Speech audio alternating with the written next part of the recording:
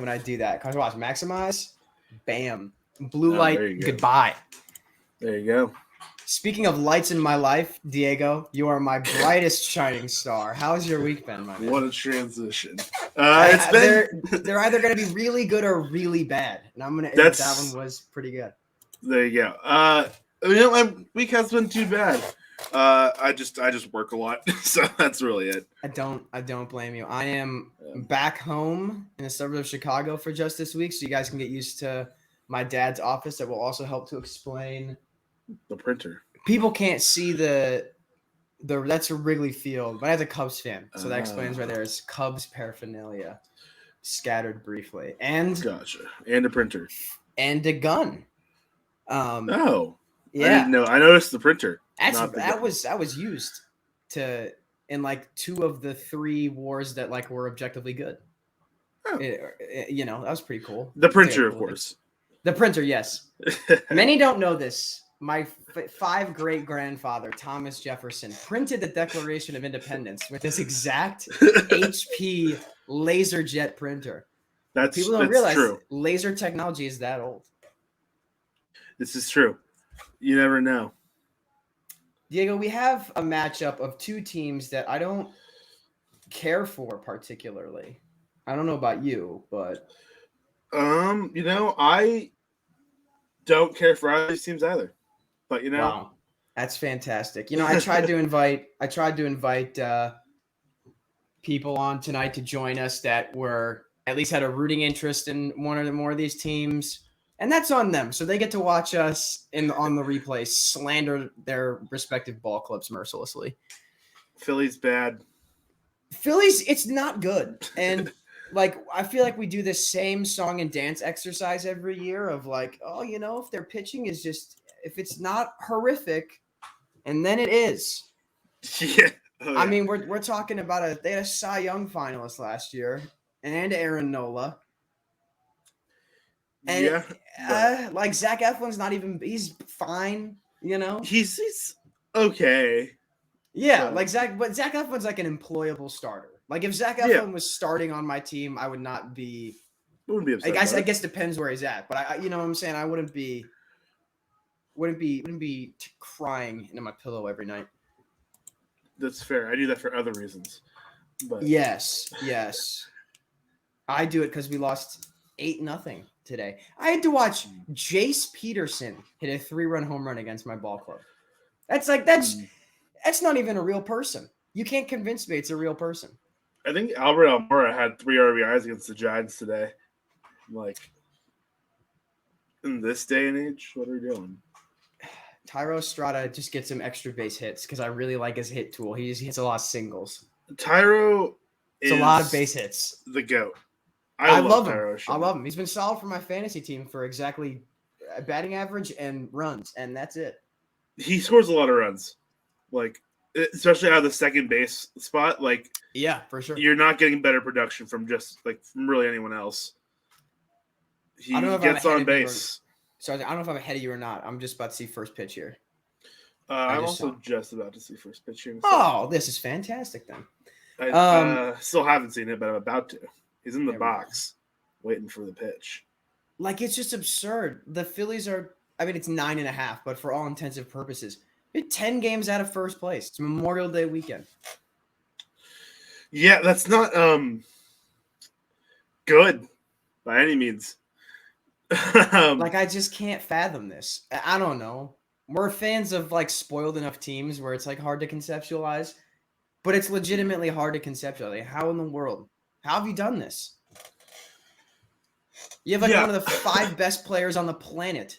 You're 10 games out of first place. You have, and especially with all of the offseason signings they did have, their offense hasn't been amazing. I'm pretty sure. I think it's been fine, but the question with the Phillies was, can a loaded offense out hit a bad defense and bad pitching staff? And it's, can a bad pitching staff and a subpar defense carry a subpar offense as well? Yeah, no, the answer is no. No, yeah, it's not a formula for winning. Pretty firmly no. Yeah. And that's where The Cardinals are like the only good but boring team in baseball, I feel like. And it's like, I said it. I said if this Phillies recipe, like defense does matter. Defense matters a lot. If you're going to do what the Cardinals do, which is try to nickel and dime starting pitching about as much as you can for a team with like legitimate playoff aspirations, you sure as shit better put behind it one of the best defenses you can possibly field. The amount of like legitimate, like, there's going to be like a 10-minute supercut with the Harlem Globetrotters music behind the Phillies defensive highlights this year. Oh yeah, it's going to be funny as hell though. I mean, it's just, last time we got to watch, was it Phillies Mets? I believe when Schwarber went absolutely nuts on Angel Hernandez. Was it Met? Yeah, I think it was Phillies Mets. We know it was Phillies someone because that was Schwarber. Yeah, that was an all-time performance we got to watch. On here, calling it here, going high, both sides. Both of us. That was the best part. Received. Oh, yeah. I find it so funny. Like, I'm sure the opposing, I'm sure if it was, I'm pretty sure it's the Mets. I'm pretty sure Buck Showalter like, don't bring me into this. Don't. You're right, but don't, stop. You're like, I don't disagree, but I need you to stop right there, Bucko. Alec Bohm, by the way, quietly avoiding a lot of slander by having at least a reasonably decent year this year. I know. Yeah. I think it was last time I don't watch the Phillies on my own volition, like, ever. But that's good for your mental health. Yeah, it really is. Well, I also watch the Giants, so I don't know about that. But the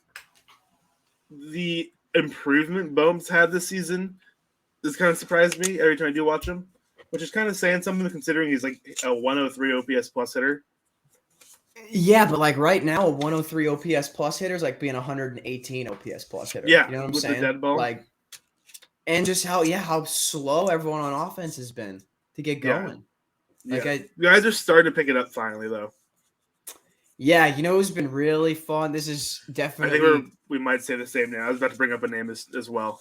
I hope it's the same name. I got two names that I only have one. Putting it together. Is Bobby Witt and Julio Rodriguez. Julio Rodriguez was mine. Dude. He's been crazy in the last 12 games. Dude, and again, that's me flexing my Dynasty Fantasy League roster a little bit with that because they've been nuts. But just talk about like two guys who just like good defense, they steal bases, they hit home runs. Like it's like everything that you want out of a product. And I'm sure the Royals fan base and the Mariners fan base, like that's what you want out of your franchise player. You want a guy that can do it all.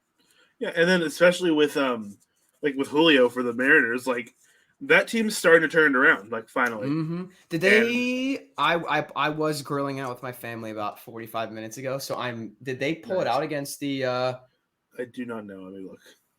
Against the Astros, because that'd be a they sweep. Did not. No, not well, 2 out of 3 ain't bad. Yeah, no, not at all.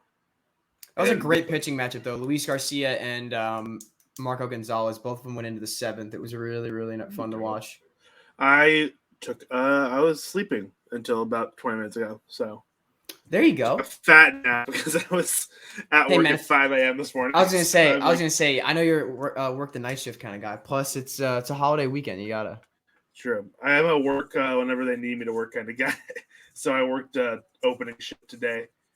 Hey, since I work at a coffee shop, it's 5 a.m. Sometimes that's what it takes. Actually, I will say, I'll briefly get on my fanboy soapbox, man. Ladies and gentlemen, Paul Goldschmidt's your 2022 NL MVP. He is ridiculous this year. That was not a good swing by Harper. Great pitch by Bassett, though. It was, but man, dude, Goldschmidt has just been nutty. Oh. Ooh, dead ball moment. I got excited, but I'm serious, man. Like he extended his hit streak to, and you know what, Diego, this is where you and I are gonna heartily be on the same page for a moment because you're a Giants fan. Mm-hmm. A lot of Mookie Betts posts. That's dude. So a lot of Dodgers stuff. Okay, so this is something actually. Last year, I did a little bit of research into this until I gave up because I stopped having the time for it. Mm-hmm. It was in the month of it was it early in the year? I want to say I did it in June. Which I would say, honestly, earlier in the year last year was at least semi-excusable because even by June, I don't know. I didn't believe the Giants were going to win 100 games until like post like All-Star August. break. Yeah. No, yeah, absolutely. But the thing is, like, the Giants had been handily in first place for a while. And I was like looking into it, and I wonder if I still have the data I actually did look into. I might be able to find it real quick. But this is why, I ladies did, and gentlemen, by the way, on Twitter, it's Diego Math Guru because it is well earned. I want you guys to. He comes by it honestly. I do some math stuff often, but like I was just looking at it, and I was like comparing what how many posts like teams were getting. Mm-hmm. And I was mostly focused on the Giants and the Dodgers. Consider that's what. Yeah. Okay, yeah. Here, I didn't get super. Oh, it was in September. No, it was in September, and I did this, and I think I only got through like half of the month. But this was when the Giants were never out of first place during the stretch. Yeah, there was a pretty decent stretch there where it was the entire year except for a few days kind of sprinkled in throughout the year. Yeah. But the Dodgers got 27 tweets and the Giants got 25. And granted, that's not the biggest difference in the world, but all the Dodgers ones were like, "Oh, look at this, like this," and all the Giants ones were like retweeting like the Giants like Twitter page. Oh, okay. So how many organic posts about the Giants were there? A lot less. A lot less, yeah. Significantly. And then like it's still used as like a meme on Giants Twitter. I don't remember if you remember it from last year. There was the game in I think it was late August where the Dodgers had it was a Dodgers Giants series. The Dodgers had taken first place in the NL West for the first time since like July. Mm-hmm. And it was a half game lead. And MLB Twitter made an entire graphic about it. Oh my god! Like a big like someone sat down and spent time making this graphic. They gave it up the next day and then didn't get it back the rest of the season. There you go. Nice. And then so after it happened, everyone on Giants Twitter was like, "Where's our graphic now?" Like, yeah, I want the graphic. Yeah, it was like because the graphic was like first place since like July 7th or something like that. And then so the Giants Twitter took it and it's like first place since, and then like put like a very bad like text box over it as you do when you're like doing it. It's like since yesterday. So my beef is that I've seen now a couple posts on MLB Twitter talking about, is there a hotter hitter in baseball than Mookie Betts right now? A couple, actually. The answer is yes, and he plays first base for the St. Louis Cardinals. Paul Goldschmidt, yeah, even if you want to use just National League, Goldschmidt's OBP is 60 points higher. His slugging percentage is 85 points higher. That's like significantly higher. Like, yeah, so in the month of May, Mookie has a 1,100 OPS. Goldschmidt is over 1,300. Yeah. So, like that, I'm like, what are we doing here? The answer is yes. And like, even if you want to use a maybe more traditional stat, like batting average or run or RBI, Goldschmidt also has more. Like it, come on. Like, yeah, it just was. Yanked my headphone cord out, so I'm sure you're saying something really nice about me. Can't hear a lick. Not Can't one. hear a single thing. Now I can. No, but you're not wrong. Like Giant or the MLB Twitter, like they're not even like subtle about it. Like they are like sucking the Dodgers' dick so hard. Like well, and at the very least, I assumed that maybe I would get some semblance of like Paul Goldschmidt is, I don't know, a 6-time All-Star. He's got 3 or 4 top 3, 4 MVP finishes. Nolan Arenado won Player of the Month last month. Like I was like, all right, like yeah, it's. You would think they would do something ridiculous, but you're never gonna get anything. That's the worst part, and like you just have to come to terms with it. And they're not even subtle. Like they're just gonna do it, and they're not gonna apologize for it. Yeah, well, and We just got an Ayo in the chat. I don't know what that's about. Ayo from Peyton. Is he upset because he didn't get to produce this one? Ayo. We can just leave that up for a minute because I kind of like that. Oh, it's probably from when my headphones decided to completely eject out of my body. Out of your body? Whoa. Yeah. Well, what are they plugged into? That's wrong website. What? Anyway, this battle of two NL East teams that I don't want to watch either in the playoffs. I still just don't. I'm sorry, but I still just don't. I don't buy the Mets. That's fair. Also, I get my Fortune cookie and I just found it. And I found it. I mean, it was sitting on my desk and I forgot about it. So I don't think that makes me a bad person, but I'm just never gonna believe in the Mets. You can't make me. You're not wrong. I like Sterling Marte a lot, though. I do. It goes back to my thing is that like the Pirates are like the only, as a Cardinals fan, the Pirates are the only well, this may be a true statement for you. The Pirates are the only likable team in the NL Central, I think, for the average baseball fan. Yeah, I think it's just because they're bad. Yeah, but even when they were good, they had Marte and McCutchen. And Russell Martin. Like I still rock with those speaking teams. of Russell Martin, he officially announced his retirement. He did. Hey, crazy. Shout out to John Principe, fellow Canadian, along with Russell Martin. It does stink that Russell Martin, because I believe internally we were having some discussions at Diamond Eyes. He's eligible for Hall of Fame candidacy next year. Yep. For all of the writers that definitely watch our stream, maybe give Russell Martin a vote. I don't think he deserves a one and done. Look at his resume a little bit.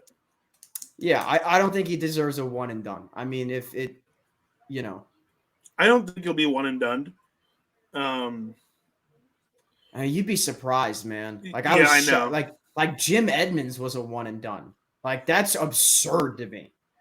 A lot of the guys last year, I need to get back onto writing that series I was doing about the guys who got voted off the ballot last year. That was such a fun, I got two in. I haven't had time to do the rest, but I know, but they were so fun. Like it's very. I think it's because every year we ourselves here at Diamond Digest, we have our own Hall of Fame, and we sort of get to vote. I was lucky enough to cast my first ballot last year, and I believe I voted for both Tim Hudson and Mark Burley. And while I'm undecided on whether or not I think that they're Hall of Famers. Diego, you and I've had discussion. I know about Tim Hudson before, where it's like he gets a vote because there's a conversation that should be had. Right, exactly, and that's the thing, especially with me, because last year, not even or 2 years ago, I guess at this point. When we were putting out our ballots, everyone in Diamond Digest, I put mine out, and then I think it was actually Scott who asked me. He was like, "Why is Hudson going to vote on your ballot over other guys?" I'm like, he deserves a look longer than 1 year, and this is a vote to be like, "Hey, I think he should be getting a little bit more looks." So I'm going to vote for him in hopes that enough people vote for him too, so we get to talk about him again this time next year. Yeah, and the other thing too that I think is really important to take into consideration for anyone, whether you're doing what we're doing, which is we're pseudo filling out a ballot for fun, but I think that we're also raising valid points at Diamond Digest. But if you're a fan at home that just every year looks at the Hall of Fame and goes like, who do I think on this list deserves consideration? I hope that you too see the merit in a full ballot. Full ballot is the way to go, at least right now in this current day and age of their voting. There are 100% 10 guys that should be getting votes. Right, and it's like what you and I've said. Are these 10 guys that I'm like, 10 no doubt surefire Hall of Famers? No, it's 10 guys that some can range from no doubt surefire. Like I don't know who's on the. I can pull this up real quick. We have the internet. True. Well, you look that up. The Mets have taken the lead here. They have. Lindor, man. Lindor grounds into a. So, for example, guys that are on the excluding I'm not going to exclude first ballot guys or non-first ballot guys. For example, I think Scott Rowland is a surefire. If you don't, I don't know how you found our website and don't think Scott Rowland's a Hall of Famer. That's like an extremely small group there. I don't think that group really exists. But for like first ballot guys next year, I think Carlos Beltran's a surefire Hall of Famer. Who are the first ballot guys next year? Wow. Actually, now that I say this, he's like the only guy. This is off Baseball Reference, potential ballot guys, just for reference for people that want to follow along at home. We can run that. Actually, let's run down the list real quick, Diego. Just give me a quick yes or no, and if I want to debate it, we'll pause. Carlos Beltran. Probably. I'd say yeah. John Lackey.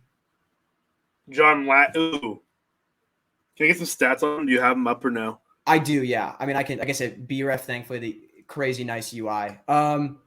Lackey career B-WAR 37, 188 wins, 3.9 ERA, 1.29 WHIP. Ooh, probably not. No. Hall of remember a guy.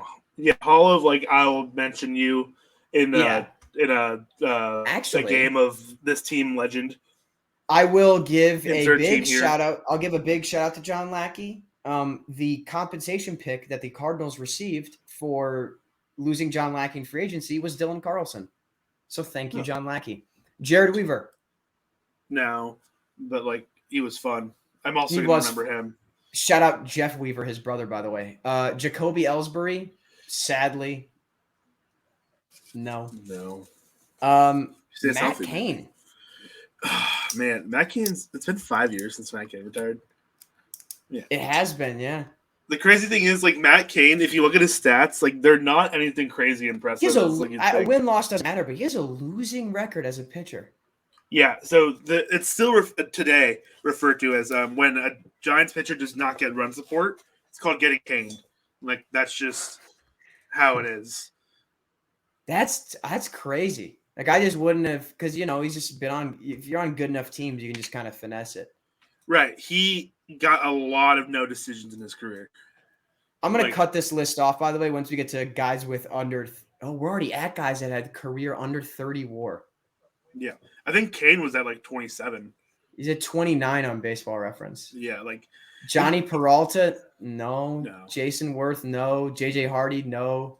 Mike Napoli, Aaron Hill, Bronson Arroyo, R.A. Dickey, as much fun as that would be. Man, R.A. Dickey, he had a crazy couple of years, but outside of that, he wasn't good. I'll put it this way. R.A. Dickey will be in the Hall of Fame, but it will be, it'll be like his because he had Cy Young season. Yes, it'll be a jersey from one of his games. Because does he have a no-no? He has to have a no-hitter. Does he? When he was that Cy Young year, did he? No. I don't think so. I don't think he does. They appealed. He had a one-hitter in 2012, and the Mets appealed. They went hit and first, change to error. Okay. Wow. Okay. Oh, no, we know he didn't because when the Mets threw their combined no-hitter earlier this year, that was the second one ever because Johan Santana sadly. Okay, that's what I thought. That makes the first one against the Cardinals. No harm. I remember watching that game as a kid. The Johan Santana no-hitter. And this was like, I was still very new to baseball. And I remember I was glued to my couch watching that game. Because that just, here's the thing. That no-hitter is like the perfect example of our childhood era of baseball because they knew Santana's arm and career was fried. So they just said, you know what? Like, you can throw 300 pitches. Do it. You're going to try. That's why Lincecum has two no-hitters. Like, he was in the latter half of his career, and he had a 148-pitch no-hitter. That's ridiculous. Dude, but also, like, Tim Lincecum was insane. Dude, that Cy Young year, oh my gosh, man. 230 innings. Led the league in strikeouts, by the way. R.A. Dickey did. His Cy Young year. Man. As a knuckleballer, that's crazy. That's insane. It's funny because, like, to have a Cy Young year as a knuckleballer, it's like, the stuff of legend. You really just have to have everything kind of fall your way for like an entire year. And then it did. And he was honestly, after he got traded to Toronto, looking at these years after, I think he was pretty below average, if I remember correctly. I mean 4.2, 3.7, 3.9 in the 3 years after. Okay, that's not bad. Not bad at all. I mean, but it's not Cy Young, but it's not Cy Young, but he 1.22 whip, 1.22 whip, 1.19 whip. You take that. What's his FIP? I'm curious. Do you want his? Oh my God! Sorry, his 2006. This is probably before he. This is probably before he learned to throw a knuckleball. He had a FIP of 26.85 in 2006. And how many innings? Like 3? Actually, yeah, 3 1/3. Exactly. Yeah, see, that makes sense. His season best for FIP was his Cy Young year at 3.27. Yikes. His most of the time, honestly, but like I said, 4.2 whip, 4.2 ERA, he had a 3 FIP. His 3.9 year had a 4.3 FIP. It's like close enough. Yeah, it's not bad by any means, but for a 40-year-old knuckleballer, I'm taking a 4.3 FIP because I don't know how much that dude was making, but cannot be that much where you're upset over it. I mean, keep scrolling down on BREF, you'll find it. Ooh, you know who does have first time eligibility? Here we go. This is our first K-Rod. Oh, K-Rod's a Hall of Famer. I say put him in the Hall of Fame too. K-Rod's a Hall of Famer, 100%. Let's also talk about this People real quick. will disagree, but 24 B-WAR as a reliever is crazy. That's insane. Like and he wasn't one of those guys that like had 2 years as a average starter to to the merchant his way to like 8 WAR of that. No. Yeah. That's 948 games, 0 games started. Yeah.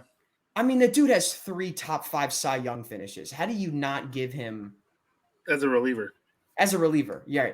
Well, isn't that like he's in that prime like Eric Gagne? That was a time. That was a time for baseball. No, absolutely.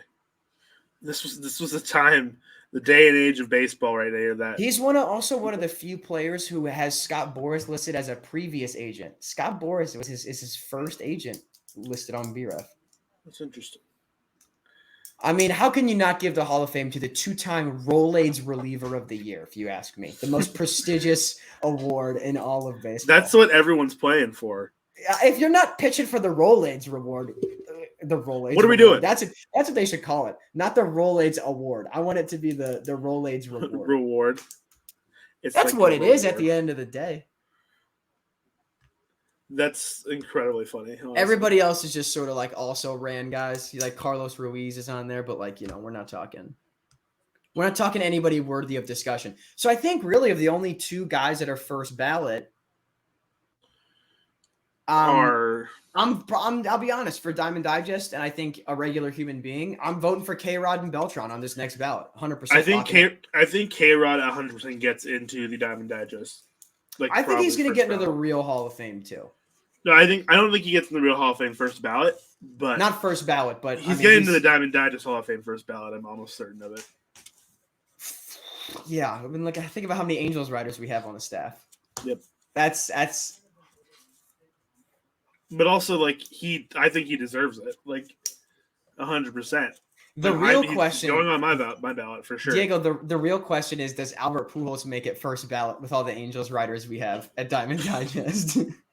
He should. He should still be. He definitely should. Of course, he should. But it depends on how resentful they are at that point. Yeah, exactly. I mean, we can do the same fun joke about Yadier Molina, except I know that they're not going to make him a first ballot, and that's fine. But they might. You never know. Yeah, we could wake up and be 6'3" tomorrow too, man. But I don't think that's going to happen either. Real Scott Bentley height. Mm-hmm. Also, feels like I don't know. I just thought about this. This is probably the shortest podcasting we get put together on this website. Maybe, yeah. I don't know. Unless we can somehow get Avery onto one of these because I think she's shorter than the both of us. But besides that, I don't think. Wouldn't shock me. Wouldn't shock me if she wasn't though. Like it just feels like I big think Avery's Avery. like 5'3". It just feels like a big Avery thing to be like casually 5'11". And just like No, yeah, never, 100%. just no one just ever knows, and then like randomly it's like, oh, cool. You're like, all right. Casually is like, yeah, just super tall. Luis Guillorme. I think he should go with just a mustache. I disagree. Disagree? When he had no beard, that was he weird. Shaved his beard. That was weird. I don't think the frame of his face is built for a mustache. You know what? Okay, this is an interesting debate on Cardinals Twitter. I'm gonna get your take. I'm gonna provide it. Just a mustache. First of all, I'm happy that Matt Carpenter is on a major league team that's not mine. That's fantastic. His mustache that's a good mustache. Right? It looks so much better than the beard. It's a good mustache. Like it is. He looks physically more attractive. As like he has a great. I had no idea. I assumed he had gotten out of shape and that jawline wasn't as square as it was when he was coming up. It's there. That thing could cut glass, and I'm very happy. I'm very happy that he did not go completely clean shaven and kept the mustache because it's like Don Mattingly level. True. Yeah, like there's a lot of guys. Oh, don't show me Nick Plummer. Don't show me Nick Plummer. We had to give him up. We had to give him up. We had to let him walk because he would have been like a Rule 5 guy. Okay. And yeah. He also has a pretty solid mustache. He's so good too. He's so good in the minors. And like I like him a lot, but it just where's he gonna play, you know? 6 home runs in AAA this season. That's not too bad. You look up his minor league stats, he's a good hitter, and I wish him the best. It just sucks the Mets got him. He felt like a Giants guy. I'll be completely honest. He felt like a Giants outfielder. When the Cardinals had to let him go, I was like, a team like the Giants. November 21. That's what it said there. Yeah. Our outfield just kind of log jammed right now. That's the only reason. That's the reason why he's not employed on our team. Yeah, like Helio Ramos should be up here soon, to stay. I like Luis Gonzalez a lot. Yeah. Oh man, he right now he's carrying this team, morale wise. Yeah. Because the Giants have been playing a very bad brand of baseball lately because we have so many guys hurt, and it's clearly messed up the chemistry on the team because a lot of these guys are not playing. And so the Gonzo is just carrying Giants Twitter right now. Well, regardless of how much you're a team whether you're a team that has a set it and forget it lineup, or you're a team like the Giants or the Cardinals that mixes up the lineup and where guys play every day, you still need to have those, exactly what you're saying, Diego. You need to have those 3 or 4 guys that they're playing every day. Yeah. They don't have to be necessarily your best players, but but you have to just the fact that Tommy Edman is in the Cardinals lineup every day is Tyro Estrada has had 1 day off this year. Yeah, exactly. We're just naming scrappy second baseman we like to watch play at this point. Right. Shout out Aaron Hill from back in the day. Shout out Joe Panic, who recently retired. Dude, I saw that. Didn't Scooter Gennett hang it up recently too for talking about? I think so. He was a Giants legend, Scooter Gennett. Dude, yeah. Is there a more unlikely man to have a 4-homer game than Scooter Gennett? No, absolutely not. That name ran my fantasy baseball league group chat for a month. Yeah, and it's funny because he was solid for a few years and then just fell off a tail. It just happens, man. He was never a superstar by any means, but he was solid. He was oh my gosh, how did I not know what's next Sunday? Let's go. What's next Sunday? Cubs Cards for Sunday Night Baseball. That's nice. Cubs at Wrigley, that'll be a great atmosphere, man. That'll be a great atmosphere. Whether it's at Busch or Wrigley, it's always a great. Gotta love the vibes. Any baseball game is a great atmosphere. Yeah, Diego, I'm gonna go out on a limb and say we both really enjoy going to a baseball game. Dude, yesterday was opening night here in Boise for our indie ball team. Okay, which is the Boise. Wait, Boise can I guess Hawks. the team? Oh, sorry. I was gonna guess the Nighthawks for the team name. So I don't know why. You're I just close. felt like it. Yeah, the Boise Hawks. And I had like tickets. Me and my friend went, and then it started raining. Like it was pouring, like in like the 6th inning. There you go. And so I was at work yesterday, like during like the afternoon, and I was like, if it rains tonight, I'm gonna be upset. I'm gonna be mad, and I was gonna be like, I was fine with it because I got 6 innings of baseball yesterday. But if I got none, I was gonna be upset. But I mean, because I'm pretty sure I'm going to I'm pretty sure I'm going to one of these Cubs Cardinals games next weekend. But while you mentioned indie ball, brief shout out to both the Great Falls Voyagers and the Cleburne Rail Riders. We got a couple Diamond Digest employees working for those respective ball clubs. Is that where this season? That is Missoula. I looked it up to me. The link said GF Voyagers he sent. Am I wrong? I just don't. I know he's in Montana because he's in the Pioneer League, the same league as the Hawks. Yeah. Because the link he Great sent Falls was is also in Montana, I believe. Yeah, they're in Great Falls. Yeah, it's Great Falls, Montana. Yeah. Yeah, okay. I don't know why I thought he was from Missoula. But either way. I'm gonna go you know what? If I'm wrong, I'm wrong. And I'll issue a retraction next week. The Great Fall Voyagers do have a fun like team, like logos, all that stuff. One of the best indie ball logos is in the Pioneer League, and it's the Rocky Mountain Vibes. Correct. The s'more with the sunglasses. Yes, it's so cool. Dude, it's so sick. They didn't come to Boise last year, but they're coming this year, and I can't wait to actually see those uniforms. So pumped, man. Like, speaking of minor league teams and players, I forgot a really cool Diego. You're probably not going to care that much, but this is like a very fun fact for me. I'm holding my Iowa pen, so I'm going to bring it up. So my cousin texted me out of the blue. Drew Gray, 3rd round pick, 2021 for the Cubs. Fantasy, add him while you can. Get ready. He's a future Cy Young winner. He texted me. He's like, "Do you know Mark Weisman?" And I'm like, "Yeah." So Mark Weisman was, for those that played NCAA football 14, back when Iowa was just filled with exclusively chunky white boys at running back. He was one of Iowa's most noteworthy chunky. Tyler Goodson was our starter last year. He's on the Packers now. Shout out. Fair enough. He's my cousin's trainer while he's rehabbing for Tommy John, his lower body trainer and stuff, strength and conditioning. And I'm like, that is a small world. That's a really small world because he's from. That's cool. Mark Weisman is from a Chicago suburb too. Shout out Chicago suburbs. Yeah, ish. Yeah, some of them. Yeah. Shout out some suburbs. Some suburbs. The suburbs that contain both Rudy and myself. We can give a thumbs up for that. There you go. Some of the suburbs. Yes. All right. Well, actually, never mind. I'll can't be doxing. Hold on one sec. Sorry. This is a little behind the scenes nugget just for Diego. Okay.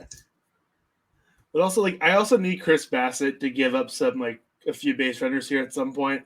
Because I just checked my fantasy, the Cats.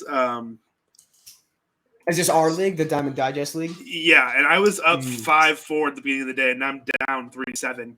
So in my Dynasty League, I got absolutely slapped by pitching yesterday because I had Austin Gomber and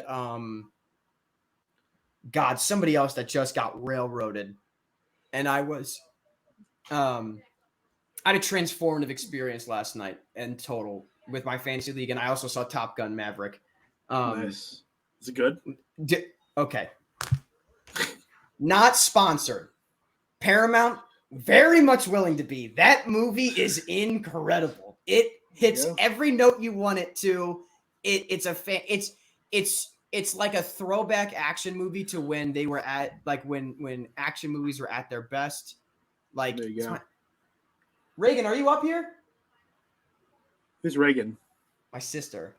Shout out Carson's sister. She is just as hype on it. If I'm gonna shoot her a text, this Shout may out come Reagan. in about Let's get Reagan on the show real quick. Yeah, I'll get Reagan on the show real quick. Let's get Reagan out here. You know what? Shout out Reagan Melinda. Give me. Hold on. I can tell. This is how I feel way more like a stalker when I'm at home versus my apartment. He's really looking. She's outside, so we're gonna wait. So that means that there's a ghost banging around somewhere else upstairs. But yeah, it hits all the right notes, and like my mom was like, "Yeah, like the dialogue was kind of predictive. Like you know what they're gonna say," and I'm like, "Yeah, but like, you know what they're gonna say in the first one too. Like, yeah, you're a loose cannon, but you're all we've got." I'm like, "Yep." I'm like, "That's what I signed up for. I signed up for that exact movie, and it there you go. delivers." There's a lot of good movies out right now. Dude, a couple of my friends right now, I'm a little there. I think they're seeing is Everything Everywhere All at Once. Yeah, I just saw that. I've heard so good things, man. It's so good. I heard really good things, but I hadn't heard like what it's like it was actually about. So I went into it expecting it to be really good, but not knowing what it was about. And man, it was incredible. It was insane. I gotta see that. I gotta see the Nick Cage movie about himself because that seems awesome. Shout out Nick Cage, dude. Unironically, like I want to be his friend so bad. I agree, 100%. There's just something about a guy that's like, you know what? I want to spend as much money as I want, and so I'm gonna go ahead and make like 6 movies a year, give A+ performances, no matter how big the budget, and and just be a guy. And just gas up the director, by the way. That's my other thing that I really like about Nick Cage. He gives such glowing reviews of like all his directors and co-stars, and it's people you've never heard of. And I'm like, oh yeah. I don't know if it's just him being a consummate professional or if it's him just genuinely like. I think it's just him being an awesome guy. Yeah, I think he just loves what he does, and he has a lot of respect for people that are willing to, scrap together to make a good movie. And I really respect that out of somebody. Yeah, Nick Cage is good people, for sure. Like he's a cool guy. Seems he's just a little nuts, but you need that. True. Yeah. No, you're absolutely right. Just a cool guy. Like I'd love to like just hang out with Nick Cage. I want to be friends with someone that like has the means. We've all had the thought of, man, imagine you go to the Museum of Natural History, right? And you see the big T-Rex. And you're like, man, can you imagine if you like had one of those? And Nick Cage had the cojones to say, I can make that a reality. My bank account says yes. I can have one of those. Yeah, I can. And I will. And that's awesome. He's just a guy doing literally whatever he wants, but like in the best way. Yeah, exactly. Like, like the definition of boys society. Will be boys. He's the correct embodiment. Yeah, the correct. Just guys being dudes. That's what just guys being dudes. What could be better than this? This literally the scoreboard should just say Nick Cage won, life 0, because he's beaten life. He's beaten life. Honestly, he's up 1-0. You know what? Actually, you know what movie I saw? I mean, like within the last year that I hadn't seen before that he's in that was really really good is Raising Arizona. If you haven't seen it, see, I haven't seen it. I've also heard very good things. It was free on YouTube randomly. Like, YouTube will just like, for some reason, just be like, you want to watch a movie for free? And I'm like, yeah. I'm not going to say no to that. And I watched it. Unreal. No, that's fair. And also, anytime Nick Cage puts on a slight Southern accent, I'm pro. That's fair. So I don't know about you, but I'm going to take a quick break. I don't know if you just want to hang out and chat to the people, to the masses. Sure, yeah, I'll carry a little bit. Our Q&A with producer Payne in chat right now. I'll be back then. Carson will entertain you for the time being. All right, guys. Just me hanging out right now while Diego takes a quick restroom break. I don't know. I already got to give my spiel about Top Gun, so I don't really know what else I could talk about really independently of that. Actually, you know what I did watch recently? That I was really, really happy with was the Obi-Wan Kenobi series on Disney Plus. That was absolutely phenomenal. I mean, it's I'm pretty sure it's well documented on this stream that I am a enormous Ewan McGregor fan. I mean, his work Train Spotting, just an incredible talent. and I knew he was going to give it his all. And yeah, I don't know how many of our viewers on replay or live are like enormous Star Wars fans, but something that I really, really appreciated was our generation, people, around our age that are watching it, and myself. The internet really allowed us to go to bat for the prequels in the years that they've been out, because I think the older generation really kind of slammed on them. And so for, those actors and the producers and the people that worked on those films that maybe took a lot of slack and lived with that for a little bit, for them to be able to realize that there really is millions, tens of millions of people that watch those movies and fell in love with Star Wars in the same way that the first generation of fans did, is, I think, really nice. And so it just makes me really happy that Ewan and Hayden, all the press junkets, they've talked about that and how they're falling back in love with Star Wars. And I think the Obi-Wan Kenobi series really reflects that. I think Deborah Chow has done a phenomenal job producing and writing and directing and having her hand in it. But yeah, that was something that I watched recently that, like, I don't know, I liked a tweet recently. It was pretty funny, just talking about how, like, do I acknowledge that Star Wars, in terms of like quality of like writing and plot and cinema, is it good? It's not the best, but I don't care. I'm in it for the lightsabers and the fun action. So that, the Obi-Wan Kenobi series delivered exactly that. And with that, we have real baseball. It's tough when I'm the only person on, because I really want to call play-by-play, but Twitch is going to, Big Brother might come down on me a little bit if I do. I might be the only one on this. I really do like the black alternate uniforms for the Mets. The blue ones, not so much. The blue ones have a bit of a spring training vibe to it. I guess the Phillies do too. I don't know. I don't know how I feel about this. I saw a great mock-up on TikTok recently. God, I'm 23 years old and I said that, but we're gonna roll with it, because enjoy what you want to enjoy. Saw a great mock-up where I know the Phillies currently have the powder blue. They have like the Steve Carlton era throwback jerseys, but they took like the current, where you see the Phillies script with the stars and stuff. And they turned that into that sort of darker, I don't want to call it a purple, but the magenta. I don't know. This is a colorblind moment. You guys don't have to bear with me on that. But they edited it and gave it like the white ones, and they gave it that. So, oh, hey, what's up, Diego? I was just talking about how I saw a mock-up recently of the someone did a jersey swap where they took like the Phillies with the current script and stuff that they have, and they gave it the 80s throwback colors. Ooh. Like if it was their full time, and it looked really, really good. I was just saying how, like, I really like when teams do color on color for uniform matchups. No, I agree. 100%. But it has a bit of a spring training vibe. Yeah. There's definitely a right and a wrong way to do it. But when you do it right, it's really good. I think that's any uniform. I think that's something the City Connects have showed us. Ooh, it's a great transition, man. Those Rockies unis. How do you feel about them? Ooh, okay. So the jerseys, I love. The hats, I love. I'm going to be honest, guys. I hate the pants.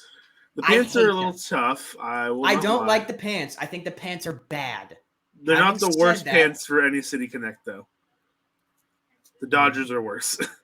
I'd agree. Yeah. I will say as well, a jersey that I didn't like as much on the field, and I don't know if it's an issue of the lighting and like the tone of their home ballpark, is the Serpientes, right?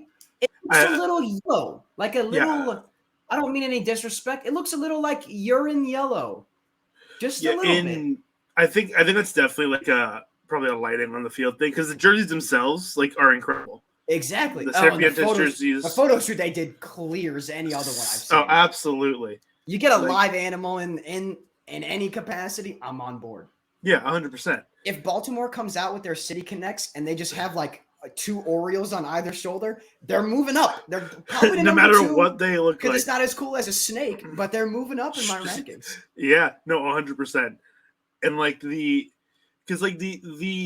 Rockies jerseys, I expected more, honestly, but I'm not unpleased with the outcome. I think they look good, but I like expect the it to be fact very that because different. what I do respect a lot is that they're the Colorado. Well, it kind of defeats the purpose because they're the City Connect. Right. But I do appreciate that because they're in the Diamondbacks, it was the same thing. They went for a statewide appeal. And that I do like. You know, if your team name when you're the only team in the state, you know. Well, that plus if you're not named after a city. Arizona Diamondbacks, Colorado Rockies. Yeah, from what I appreciate that they went for that sort of approach. And I mean, like I think it was Cespedes Family Barbecue on Twitter was like, they're geniuses for this because everyone and their mother is going to buy that hat, whether they're a baseball fan or not. 100%. Like that hat is going to be they're going to rake the merch. shelves. They're going to rake in merchandise. Yeah, absolutely. Pete Alonso is wired up for this game. We got a wiring. Okay. What's up? Were you going to say otherwise? I was going to say otherwise, yeah. Okay, what do you think? I think it's a good wiring. Starling Marte, dude. They had Lindor last time. Oh, Starling Marte. I agree. Give me a center fielder who's like an electric ball player. Absolutely. You know, there's an out-of-pocket tweet, but it was a tweet that was POV or P Alonso, and it was someone who ordered $12,000 worth of food on DoorDash, and it did make me chuckle. I did laugh. This is the same guy who tried to talk like a big tough guy when Cardinals first base coach who unironically goes by Stubby Clapp as his name managed to tackle him during a brawl. And then Pete Alonso on the post game was talking about, I could have really hurt someone if I wanted to. And I'm like, a 60-year-old man bear hugged you to the ground, lad. So I don't it's on camera. Like this was not, this is not a he said moment. We have the footage. We have roll the tape. But yeah, I didn't know about all that. A lot of people like Pete Alonso, so that's why I'm like, I think it's a good mic up for the sake of people like him. But also like Marte, I think would have been better. I think we've talked about this before. It's like the reason why I liked Bader for the Cardinals is like, team to me is not obviously Cardinals woo, but team doesn't. I don't really care about necessarily, but I want a dope position. Yeah, center field, shortstop, first base isn't all that exciting. Yeah, and if mic up the catcher, if catcher was allowed, there would never do it, but let's mic up JT Realmuto. Well, and it'd be cool because it would. I don't know. You know the small intricacies of the game. Do you think if they? Oh my God! Okay, I don't know if you're delayed or not. There's a guy in the stands who still has the. When you buy a T-shirt and it has the plastic size thing right here. Oh yeah, fellas? Is it still there? It's still there. Am I about to see it? I'm probably about to see it. It's a Lindor shirt too, and I'm like, that's not a good look, dog. My guy. I mean, don't get me wrong. I'm a pro Lindor kind of guy. I just mean. That's a new shirt. It does reek of fair weather a little bit. Like if it was DeGrom and you had the sticker on, I'd be like, whatever. It's just been there. Yeah, sure, it could have gone through the wash, or even if you bought a new DeGrom shirt, he's been around.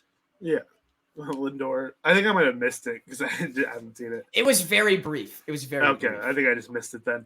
Yeah. Because was it before the at bat? Yeah, it was before the. Okay, yeah, I missed it. I'm a couple pitches. It was one of the establishing shots. Okay, no, I don't know. Okay, Diego, let's play a game here. 2022 home run derby. Are you taking Alonso? Are you taking the field? I gotta think about who's in the. We're in LA this year, right? I believe so. Oh, LOL Mets moment. Ooh. Meet the Mets. Step right. We're gonna get copyrighted. Step right up. And I can't actually. You know what? I can't even sing remotely well enough to get caught. They're not even gonna be able to tell that's what I'm singing. So we're good. We're good. No, I think it's in LA this year. I'd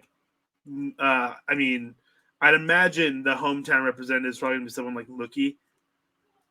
But he's not a home. He gets his homers. But who else is going to be? There's not going to be like Justin Turner, Max Muncy, maybe Freddie Freeman, but he's just new there. I'd say Freeman maybe. And he just got there. I don't think they'd give it to him right away. And I want to make that clear. Like, I'm not disrespecting Mookie. I just mean like he's such a good hitter that like Mookie Betts. Alonso is a home run hitter.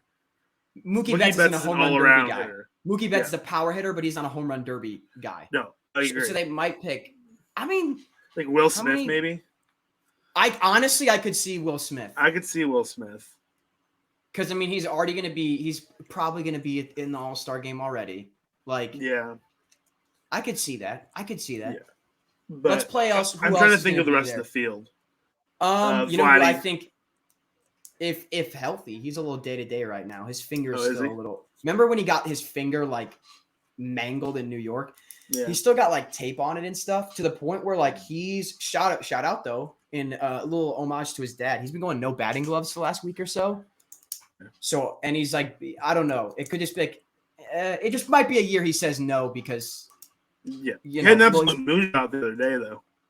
He did because the Cardinals.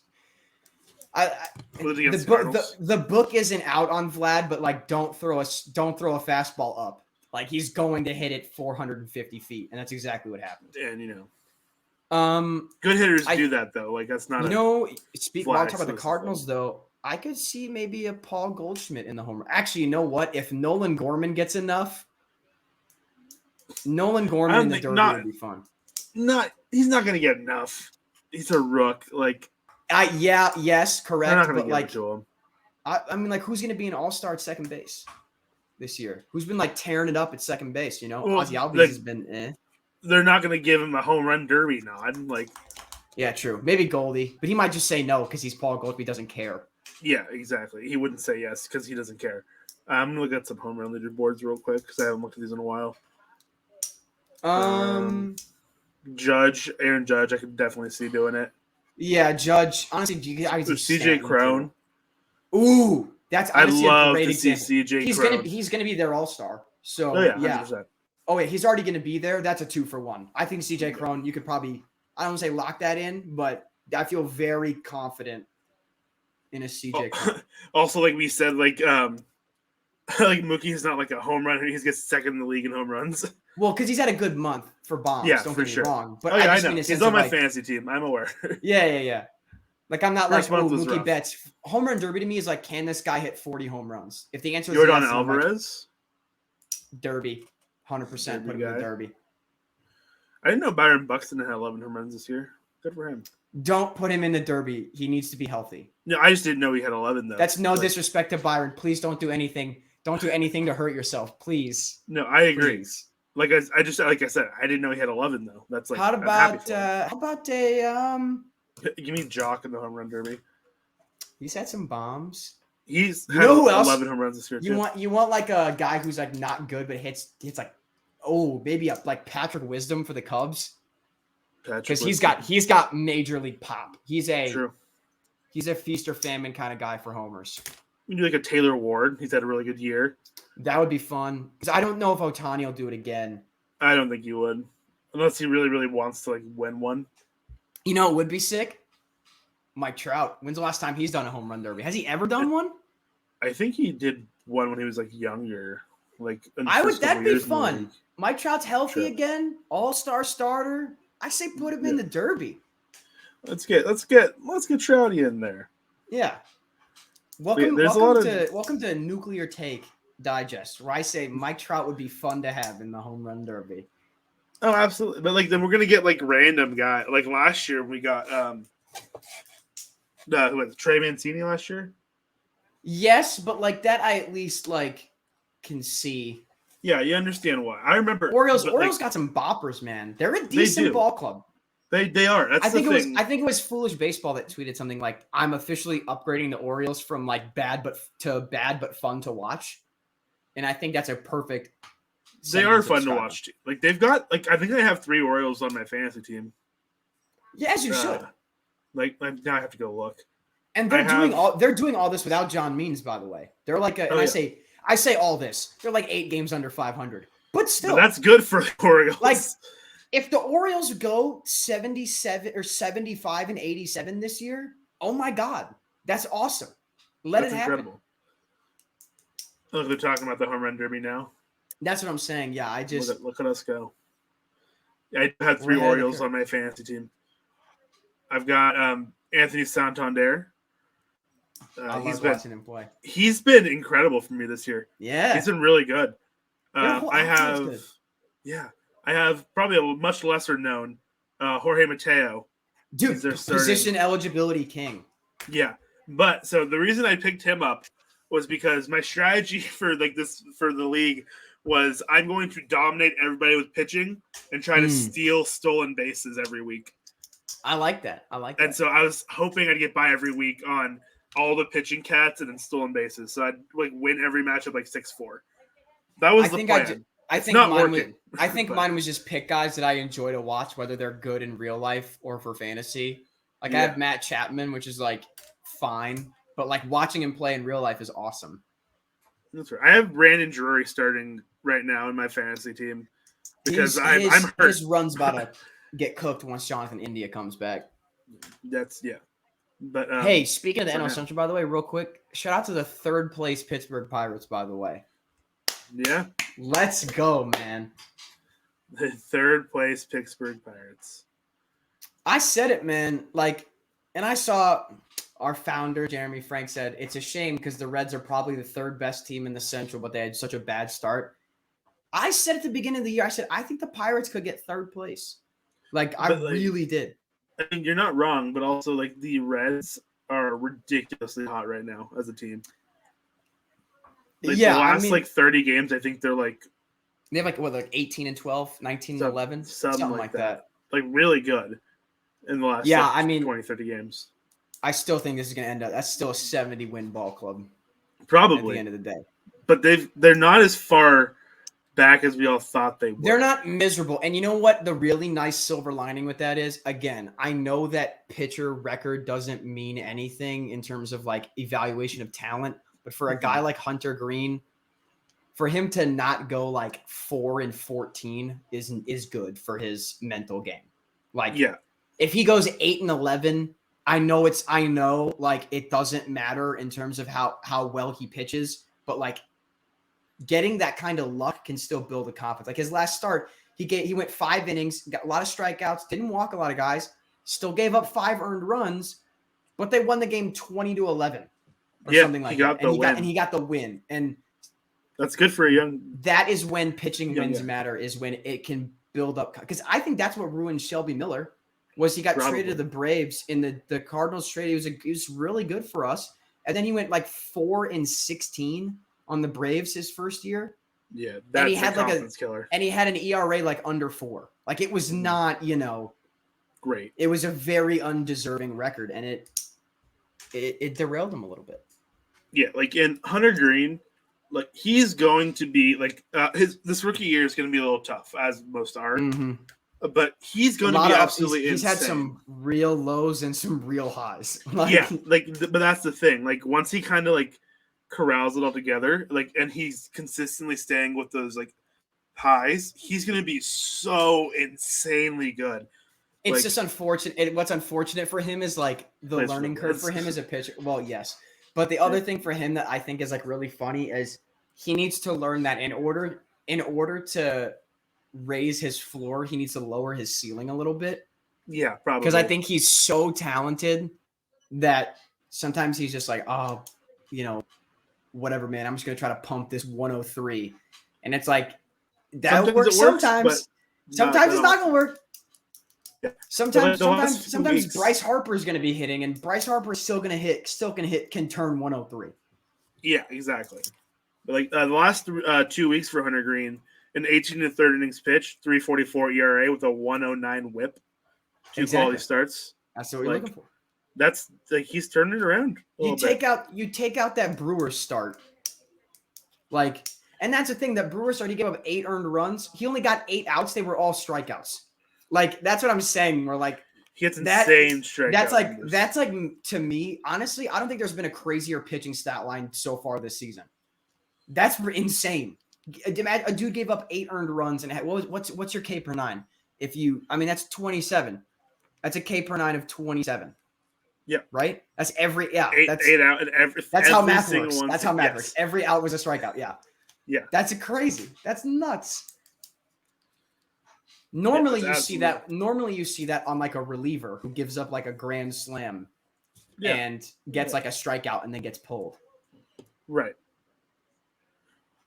But it just goes to show just how like these numbers sometimes mean a lot, sometimes mean absolutely nothing. Like, yeah, and sometimes the numbers that mean absolutely nothing can actually be, beneficial. The ones you need. Exactly. That's how math works. Like me on Twitter in 2 days when Mookie Betts wins Player of the Month, and I get to go, but Paul Goldschmidt had 15 more RBI. But Paul Goldschmidt has a 20-game hitting streak. You know what's funny about Mookie? Because I have him on my fantasy team. Mm-hmm. He still has second base eligibility. That's awesome. So he's my starting second baseman. Yeah, that rocks. What I really like that ESPN did this year because of the lockout and stuff is like they just didn't have time to figure out, for those that play ESPN leagues, they didn't have time to figure out like what position people were going to be. So they just gave everyone position eligibility like where they'd played before. Which is cool. Like Jace Peterson, I'm pretty sure has first base, second base, third base, shortstop, and outfield. He can play anywhere. But they gave him everything because they were like, he's got starts everywhere, and we don't know where he's going to play for the Brewers when he does. We can give him some starts everywhere. You know what I learned recently? This is going to be a little bit of a spoiler for anyone who plans on playing Wendell in the upcoming days here. I don't know how far out it is. Okay. I don't remember. But use this as your first guess for the next week. Yeah, Elvis Andrus, every single game he has played in the field has been a shortstop. Yeah, that's not a single other game anywhere else. That's ridiculous. I learned that a couple days ago when I was doing Wendell's for the next week or two. Think about when he debuted, though. Yeah, but when he debuted, not a single. When you debut, think about the other positions you'd play him at, right? It's Beltre at third and Kinsler at second. Right, but those guys have off days. True. Not a single one. That's what's crazy to me. Yeah, that is nuts. That takes a lot. That takes a lot. I was like, that's extremely impressive. That's awesome. Well, that's like the stat you saw. You saw Andrelton Simmons yesterday. First career game at second base. That blew my mind. Mm-hmm. Because you think exactly what we're talking about, right? Like a guy who's that good of a defender. Guy needs a day off. You're throwing him over there. Yeah, exactly. Speaking of ridiculous games, by the way. What's a ridiculous game now?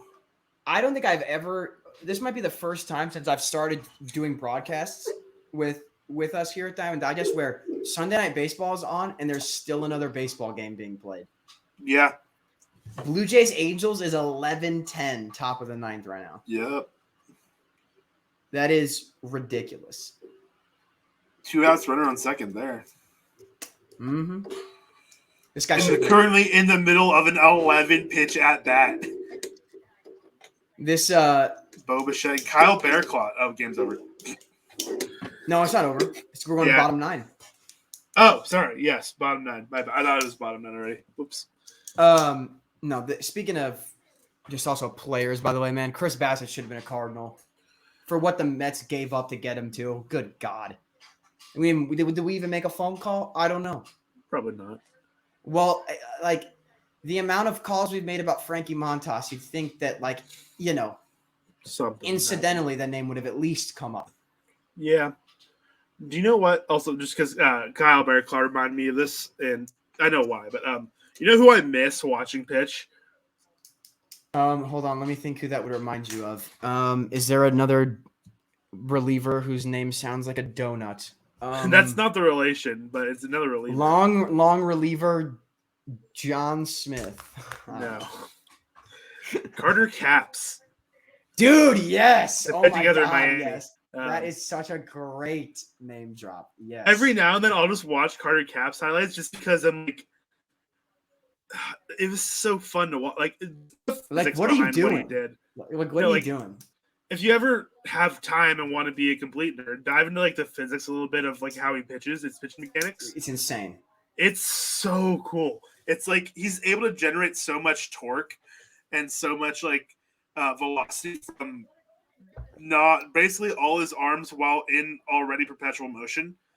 Like it's insane. Like it's just super cool. Like Carter Capps. If we happen to have like some viewers who don't know who Carter Capps is, look up some Carter Capps highlights. Legend. You will. Legend. It's a rabbit hole, but it's a good rabbit hole to fall down. Nothing like, by the way, the inning where, I mean, I know y'all that are watching with us are intentionally doing it so you don't have to listen to the ESPN broadcast. I bemoaned the Pete Alonso selection, and Chris Bassett is in the midst of a 30-pitch half inning. Yeah. Pete just looks like he doesn't want to be talking to him anymore. I'm sure it runs its course at a certain point, you know? Oh, yeah. But you're also not expecting to have to talk for a 30-pitch inning. That's also true. And so, like I mentioned yesterday, or mentioned earlier, I went to the baseball game yesterday with my friends who doesn't, like, follow baseball super well. Like, it's a transcendental experience, to say the least. Yeah. She, very surface level baseball knowledge. Mm-hmm. And so she's, like, asking questions and stuff, and I'm, like, answering these questions and all that. And, at one point she's like, so why, like, because in the top of the first, the Hawks gave up 4 runs. And so it was a long half inning. And I'm like, yeah, most half innings aren't going to be that long. And then the bottom of the first, they went 3 up, 3 down. And I'm like, yeah, that's usually how it goes. Like, that's typical rather than what just happened in the top half. And then the bottom of the second, the Hawks scored 4 runs. And I'm like, okay, maybe it looks like I'm a liar. There's always the... I'm trying to remember specifically. Oh, my friend Aaron, like a week and a half ago, I think I was wearing the exact same shirt and half of this. Probably. Yeah, I mean, I love this shirt, dude. It was on the Instagram, so I remember seeing that. Yeah, explaining because Yachty pitched out, like explaining that. I'm like explaining, like, okay, so he's smart enough where he. That's like such thing you like. I will explain to you, but like you're never gonna need to be like, okay, so basically he had to guess, and he thinks that he's smart enough to predict when the runner is going to steal, and he correctly does it. So what he does is he signals to the defense secretly, I'm about to do this, you guys, and then that way they're all in on it, and then they know, and then that happens. Yeah. Yep. And she was just like, okay, like it's like I believe you, and I was just like, I'm like, it's cool, I promise. Yeah, and then you like doing stuff like that, and meanwhile, I'm like yeah, like a question I got was like, why are there so many lefties batting? I'm like, first of all, there's been like 3. Second of all, why have you only noticed the lefties? Like there are 18 guys I hit. You've only noticed like the 5 lefties. Wait, just explaining like, well, so the thing with lineup construction is they can. I didn't get that far into it, but. Yeah, it's like that's what you want to do is your brain absolutely. wants to do is go, well, so actually it's been scientifically proven that a left-handed hitter has a greater window of visibility of the pitch when it leaves the pitcher's hand if they're right-handed. Like, you've lost. They don't care. They don't care. And they should. I think I'm just sane people for caring, but I'm just like, they're just a lot of lefties on the team, I guess. I don't know. That's like all I said. I'm like, there's just a lot of them for some reason. Dude, speaking of lefties though, Cardinals finally have some like lineup balance. Like Brendan Donovan's been great, and like Gorman's up and hitting like bopping.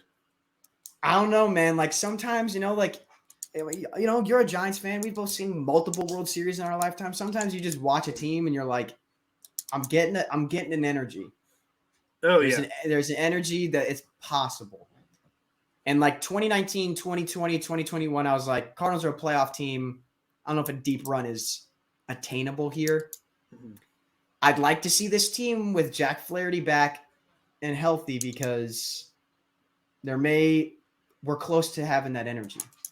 Yeah, close. And 2012 and 2014, because like for the 2010 World Series, I was still pretty new to baseball. I'd only been really like following for like a year. Because I went to my first baseball game when I was 8 in 2008. Okay. And so I'd only been following baseball for like a year, maybe two at that point. So I was like still very new. But by 2012, I was like fully engulfed into baseball. And so with that team, I'm like, okay, this team's they're cooking. They've got something going. Like, and then 2014, I'm like, this team can win it all, 1,000%. Like they didn't. No one thought that, but I'm like, this team has what it takes. Once like you get into the playoffs, like I like our chances just as much as anybody else. Like that lineup was or that like team was built for the playoffs. And then Madison Bumgarner went absolutely sicko mode, and then it was insane. That was the playoff series that birthed the 15-year-old take of mine. Well, validated the like 13-year-old take of mine ish. That was Game 7 of a playoff series. I'm putting Mad Bum on the mound before Kershaw. That's literally like the correct take. Like that's because I mean in 2014 that was the year that Kershaw off a curveball, a lefty with Kershaw throwing a curveball. Fat Adams. Correct. That's one of them. That crowd pop, ridiculous. Like it just, I don't know. No, but you're talking like the 2011 team felt inevitable. Once like Game 5, after Game 5 of the 2011 NLDS, you're just like, after Chris Carpenter like just outshoved like Roy Halladay, I'm like, all right, like, yeah, okay. Like it's I'm like, that's it. I'm like, that's the hardest team in the playoffs right there. Like we're going. I don't trust the Brewers. Like we are never ever. Don't you ever. This goes for anyone. Don't you ever trust those Brewers in any playoff series. They're not built for it. I'll tell you that right now. The Cardinals and Brewers are built such the opposite way. Like the Brewers are going to have such a stress-free regular season, and then come playoff time, you're like, wow, this team just kind of looks. They just there's not enough star power on offense here. Like they just they they're a team built on pitching, and granted, but they're going to need 2 runs. Years, that's worked. It's worked for several teams. Yeah, either can work. But the thing is, like the teams that are built on pitching, it's like they still have, like the Astros, right? 2017, like. All the teams that won those World Series, those were all built. Those were not offensive teams; those were pitching teams. True, but they still had, you still had Buster Posey. Posey. You had MV Posey out there. Yeah, you also had a prime Pablo Sandoval who knew how to. Yeah, like you had dudes that you knew when they got up to the dish, you're like, this guy can go yard now, and it would not shock me. And sometimes they go yard 3 times in one game. Correct. World Series. Correct. Yeah, I remember being like not annoyed, but I remember being like, because Pujols did it the year before, and I'd be like, well, now it doesn't look special. I don't know if you felt the same way. Like, all right, man, at least give it a year. Like, at least let a little bit of time go by. I couldn't care. I'm like, this is the coolest thing I've ever seen that's happen. That's like with 2021. By like the time Wade Miley was throwing the no hitters, it was like, all right, like. We get it, pal. Like, enough.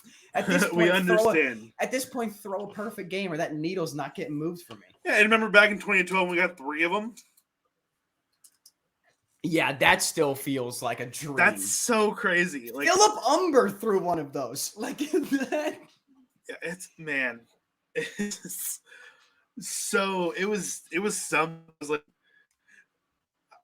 because I remember like I said, 2012, I was fully in the baseball, really kind of generating like my real like love for the game, and I was like, perfect games. I was aware of them, very aware of what a perfect game was, but like I was like, oh, I'm probably they don't come often. I'm probably never gonna see a perfect game in my life. Maybe one, maybe one, and like psych.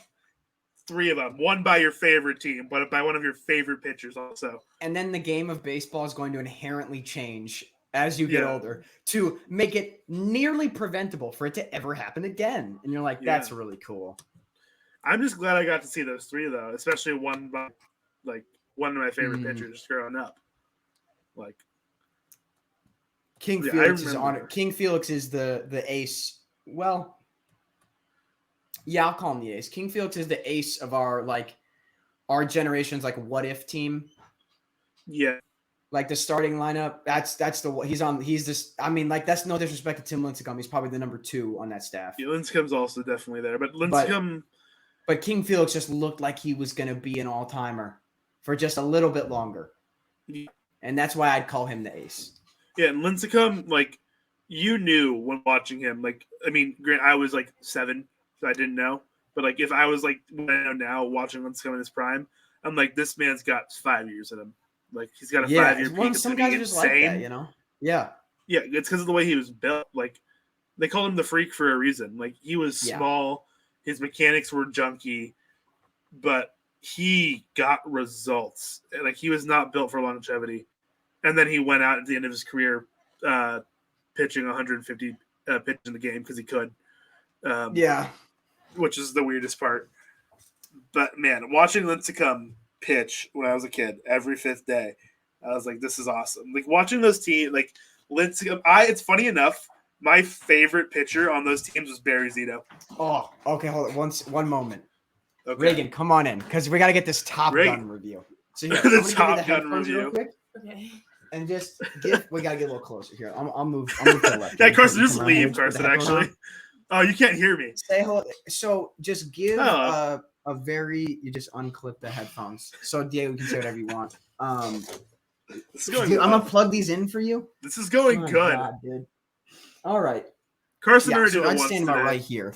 Give Diego hasn't seen Top Gun Maverick yet, so I haven't. don't spoil, Okay. obviously. But I've heard it's good. it was everything that you wanted to be and more, right? Everything, Like, everywhere, so all at good. once. Exactly. I experienced every single emotion possible while watching the film. Okay.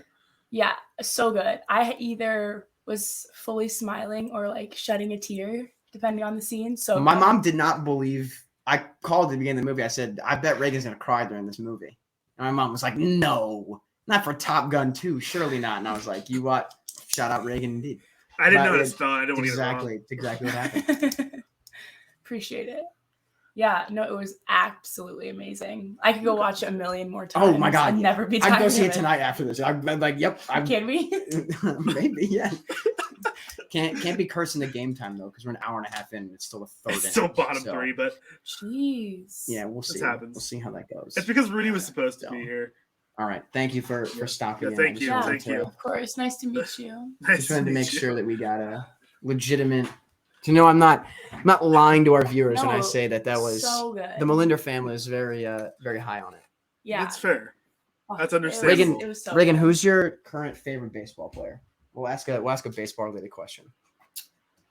I don't know why I expected Chris Bryant to be the answer. Don't say that. I don't want to give her like an actual. Boy, Nolan? chance. Oh, okay. Nolan that makes sense. Arenado? No. There you Love go. him. It's a good That's a answer. fair- It's a good answer. That's a fair. Partly biased. Diego said he was but Diego's guess was KB, but he's not been doing too well Former. this year. Former. He Oh, no, he's been hurt. So Yeah. kind of. Yeah, it ruined the vibes. Yeah, like KB and Rizzo, Yeah, and then I mean, we got that- KB they the had end a of great last year, so like. that's true. Diego's a Giants fan, so you got to have Yeah. Chris Bryant at the end of Ah. so he's a little. He was soft on awful Chris for Bryant. us for Oh, what it makes counts. sense. For what it's worth. Was he He really wasn't- like bad? He wasn't great. He wasn't what his defense has been absolute trash. Well, it's not been good for 5 years. Yeah, but like it got worse, believe it or not. Wow. He made like Wow. one error a game. Thank you guys. All right. Yeah. Thank you. Love you, Reagan. Yeah, I love you too. Shout out Carson's sister. I Um. didn't want to spell her name wrong, so Oh, it's is it not like the president. R-A-E-G? No, Okay. Regan. See, I would have spelled it Which wrong. I believe the didn't Irish spelling, not like the president. We're not. wanna do it. This What did isn't- I just miss? This is not Miss a Carson's what was it? sister. You miss Reagan making Top her Gun review. on camera, Dave. Yeah, and some Nolan Arenado praise, some well deserved. Wake up and cameos are happening. Yeah. I'm saying, man, bring them on. I said what we Get the should rest of do your is- family on, just one at a time, you know? I mean, I don't know if my mom would. We can get my dad on. So, fun fact, Shout actually, out Carson's dad. somewhere in this office exists a piece of paper, and this is where Probably this a is- few of those in there. correct, but I'm referring to one specifically. That's fair. I made $100 bet with my dad. I believe after the Cubs won the World Series, Huh. where my dad made the claim of like, well, and my dad did make a valid point talking about how baseball is cyclical in nature and that teams go through windows of contention, et cetera, et cetera. And I said, yeah, but like the Cardinals are immune to that. Like that's not a thing. Like yes, but no. That's not Like, that's an just not- unreasonable take. Like And my dad was like, yeah, like for the next 10 years, like This is again, it's 2000, the end of 2016. My dad was like, for the next 10 years, the Cardinals they're not going to be the best team in the Central like they were. And I said, oh, really? I said, I'm like, they're going to make the playoffs like almost every year. Like, and the years we don't make the playoffs, we're going to still win, still be a winning team. The $100 bet was my dad bet to me from 2017 through 2026, the Cardinals would make the playoffs less than 5 times in a 10-year window. Aren't you already at like 4? Yes. Okay. So I'm going to have to wait to cash that bet in. Well, I guess I won't have to. But Peyton said rando $100 bets with your dad. Play the clip. Are you referring to what clip? Do we have the GIF of that? Also, Peyton, $100 bet to be paid out over a decade. That's like $10 a year. that's like making a $10 bet for 10 years straight. So I don't want to be hearing about, there's not even. I was gonna say there's no. I don't think there's anything daddy's money worthy in the background here, unless you're really gonna get on me for. Yeah, our 15-year-old home printer. Unless that's really moving the needle of wealth, which I don't think. I don't think is. I mean, I don't own a printer. I don't own a printer. I mean, yeah. I think. Well, I feel like most families, like my sister. Yeah. So there's a printer at my my parents' house right now, because it's my sister. Because her fiance bought her a printer for her birthday. And she was that's such very a married excited. Couple gift.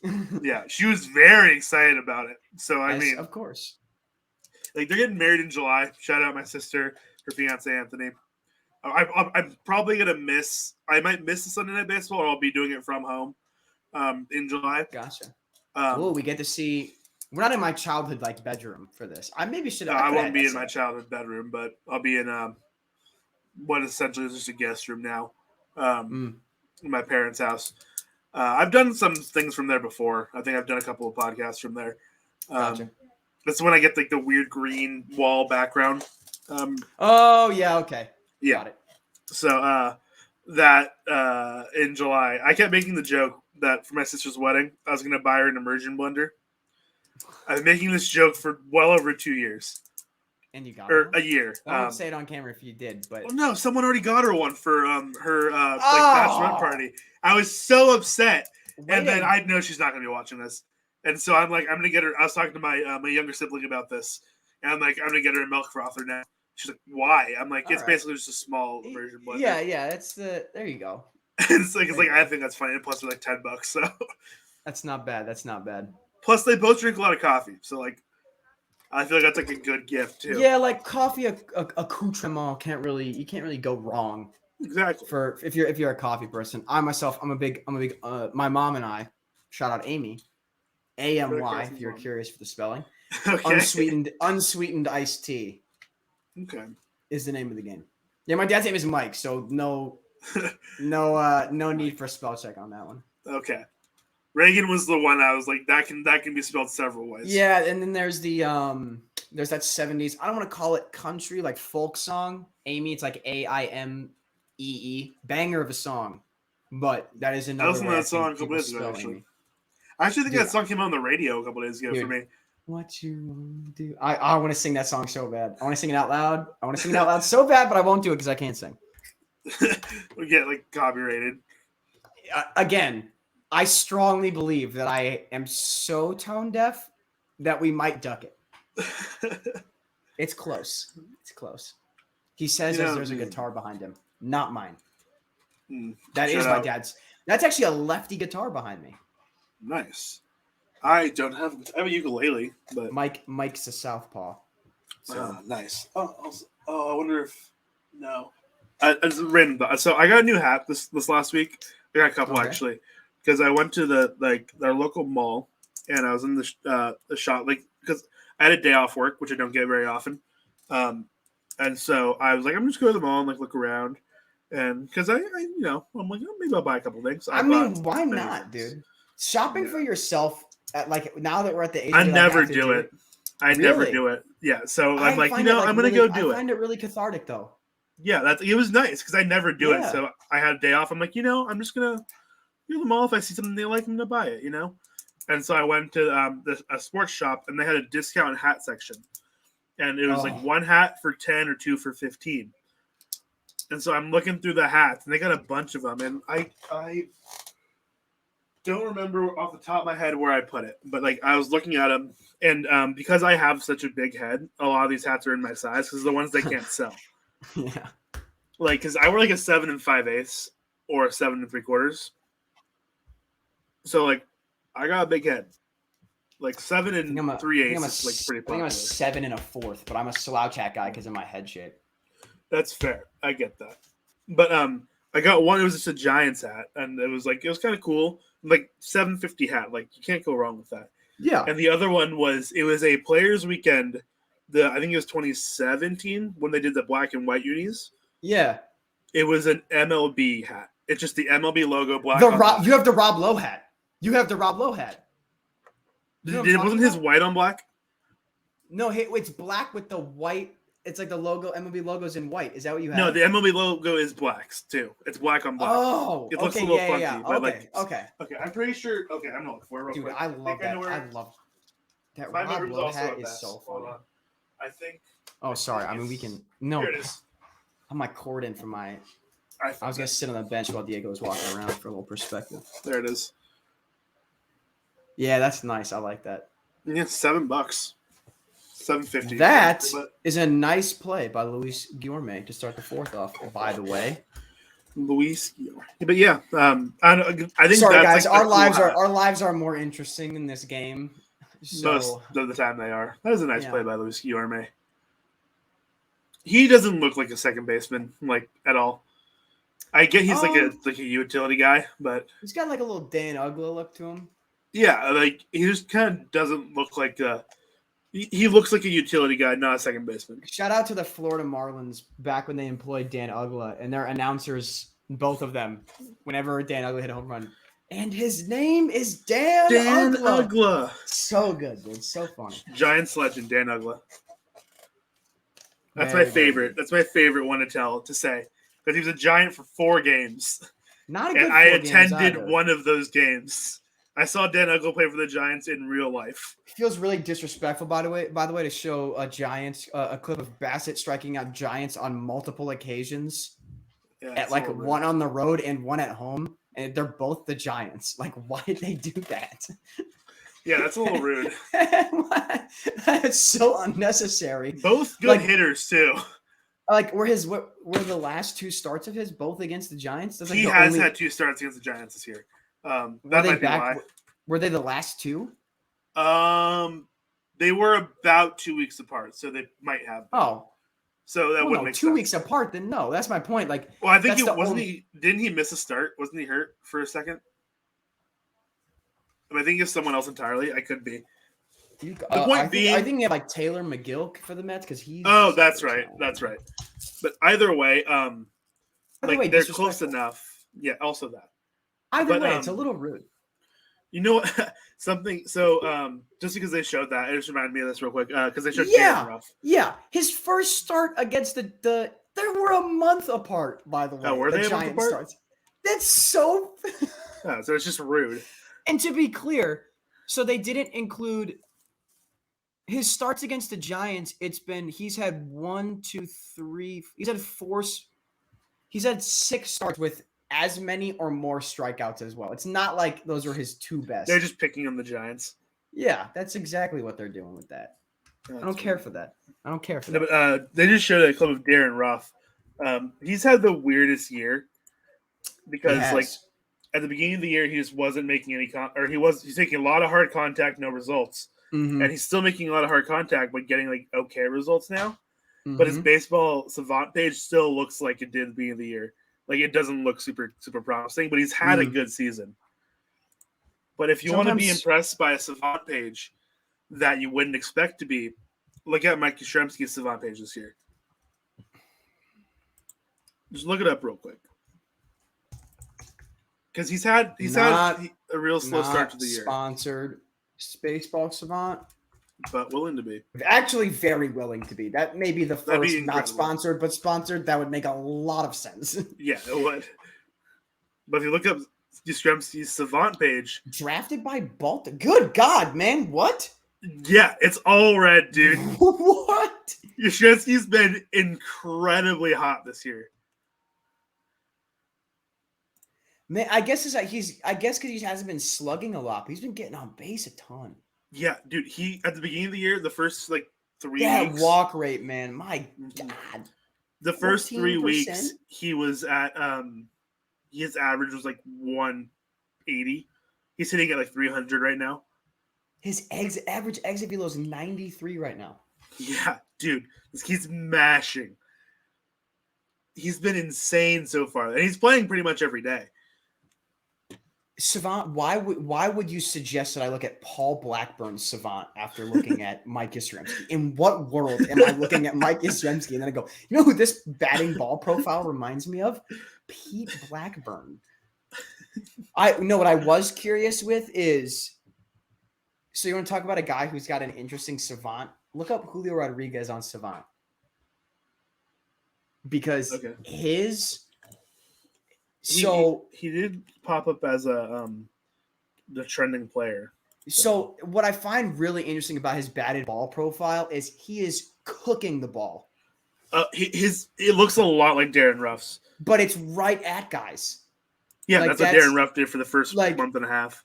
Because if you look at and you look at his spray chart offensively, you can tell what he's doing. It's a nice spray chart. He's cooking a lot of line drives and ground balls to the left side. God, and this man's younger than me. Yeah. Oh, we're officially old. We're officially the dream's officially dead for us. Very small, unathletic framed gentlemen. I'm not trying to say no. We could be athletic enough. I'm not. We could. I could run. I play soccer twice a week. I could run a 5K right now and maybe not throw up at the end. If I wanted to have a good time, I could maybe not throw up. I could definitely throw up and have a good time, but no. Julio Savant is, in my opinion, eerily similar to rookie Vlad Guerrero, where rookie Vlad Guerrero 2019, his stuff, it was a lot of hit the ball really hard. At least the chart's very similar of just not elevating the ball enough. A lot of ground balls, a lot of line drives. Oh, yeah, this is pretty similar. That, to me, is, I think, a very accurate overlay. And it's really funny because, Vlad's numbers, he's only OPSing 800 this year. You go to his Savant this year, and you're like, okay. Vlad had so his rookie Savant, his percentile rankings, everything's very, in the middle.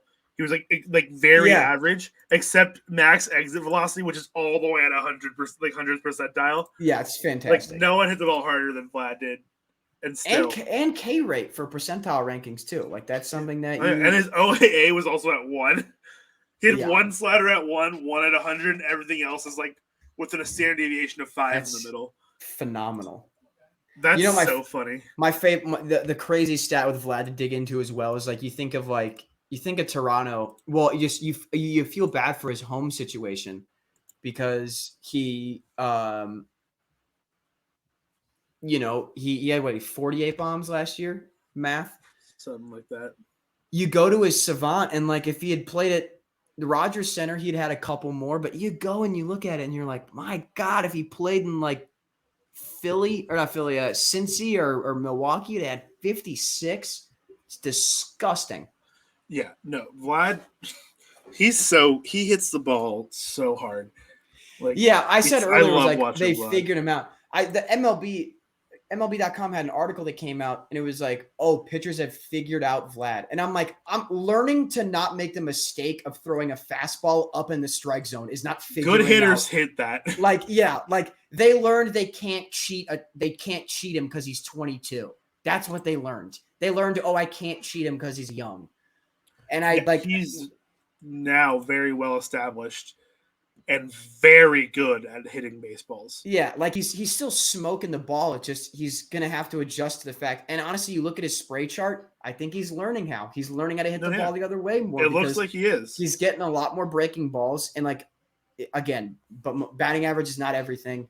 But His slugging is it's a little bit low. And it's like because they're not giving him pitches to hit 485 feet right now. Yeah. But guess what? He's going to figure out that there's going to be one of those off-speed pitches he can hit 485 feet, and then that's when we're going to see his average exit velocity is 93.4. Yeah. Like his hard hit percentage is 54.5, top 10% in the league. His xWOBA is top 10 in the league. Like, yeah. His hard hit rate is exactly what it was last year. It's like I said, it's a different pitch, so he can't hit as many homers, and it's more base hits and line outs to third base. I got this. I missed this. This is like 5-6 minutes ago. Oh, my apologies. Hey guys, go Phillies and Jays. You know what? Here's the thing. It's interesting. I had a cousin who grew up. I have a few cousins who grew up in Philly, so they're Phillies fans. I don't have any animosity towards the Phillies as a team. I really don't. You couldn't tell by the way he talks about him, but I have a lot of animosity towards their national television schedule because they're not good enough to be on national. Like they're the Cubs. The Cubs also play in a national media market, but guess what? When they stink, they don't get to be on national TV 12 times a year. Yeah. Like that's how it works. I'm sorry.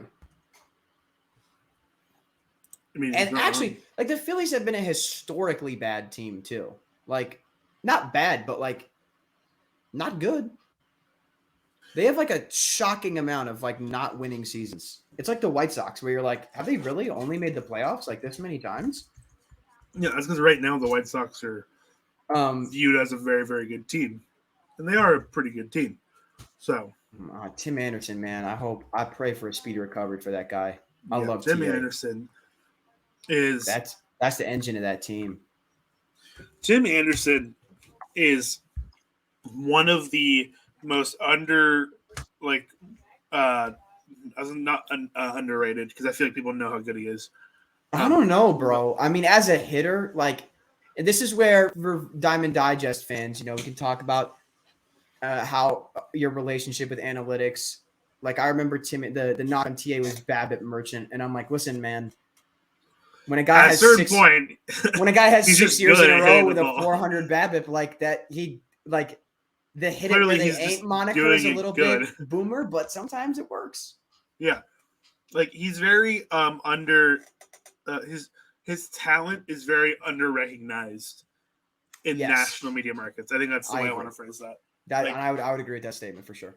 Unless you're like a big just baseball nerd like everyone who works on this page, or a White Sox fan, you don't know. But Tim Anderson is an incredibly talented hitter. I want to go look at his Savant page now. I want to see how.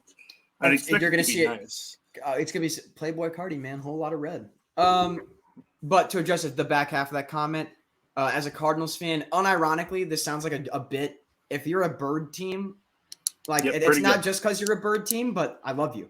The Orioles, great uniforms. Players that are fun to watch. Blue Jays, great uniforms. Players that are fun to watch. Shout out the Vladdy jersey that Carson has that he can't have access to at the moment because he's not sitting next to his closet. Correct. I could pull it. Next week I'll be able to pull that out right here. Yeah. No, but Tim Anderson, so he doesn't have a super high average exit velocity, hard hit percentage, max exit velocity, very middle of the road. But his xWOBA, his XPA, X slugging. His X slugging is very high. That's what I was getting at. The rest of those, those other numbers that aren't necessarily the hard hit ones, are all incredible. He's not hitting the ball super hard, but hit it where the 8 is very good at. Mm-hmm. And he doesn't walk. That's also a problem. No, he does not. But when you're hitting 356, you don't have to walk that much. He hits like your teammate in Little League. Yeah. He has such a Little League profile of because you don't walk in Little League, but you're just a guy that just gets hits. He's one stolen base shy of 100. Nice. Okay, how many total playoff appearances do you think the Phillies have as a franchise? Keep in mind that from 2007 to 2011, they had a 5-year stretch where they made 3 NLCSs, won 2 of them, and won a World Series. So it's a 5-year stretch where they made the playoffs every single year. And how like just this is like in their history. The entire. Let me scroll back and make sure I get the year right. From 1883 through 2021.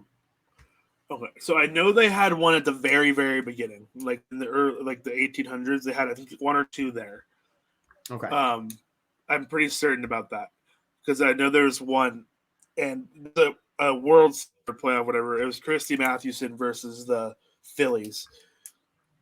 Pretty much. When I'm pretty sure the Giants won that one, but I could be wrong about that. Either way, I'm gonna guess like 14. That's exactly correct. Is I'm it? Not kidding. Yeah, 14. Nice. They did not make the playoffs until 1915. This book that I have. They did not make the playoffs till 1915. Yep. Okay. They then proceeded to not make the playoffs again until 1950. In 1915, the Boston Red Sox and the Philadelphia Phillies. Mm-hmm. I love this book, dude. I found it at a flea market, and it's a history of the World Series, and it's got like Through all of like the what year? It's like 2008 or something. Let me double check. Conveniently erasing an electric 5-year run for both of our teams. I know. I lied. It's through 1989. I lied. Oh, okay. So it's an old book, but I got it for $2. Yeah, why not? It provides information's fun to take in. It was published in 1990. But okay. there are times like look at this. These are just World Series like lineups, like pitching stats and all of that. So like that's times dope. where instead of like looking it up online, I'm like, oh, I have a book for that. Yeah, that's exactly what you need. Yeah, exactly. Like there was a weird period where I was looking through this one day and I'm like, Christy Mathewson was a dog, dude. And like I was telling everybody about Christy Mathewson for like a solid week. Dude, there's always like such my favorite. I think it's the 1934 Cardinals.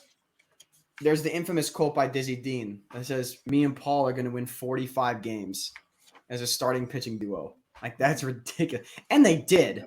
Yeah, like, they did it. Like, but the thing is, what's hilarious is Dizzy Dean was like 34 of them or something like that. Yeah. Like, he wasn't wrong, but he was not wrong.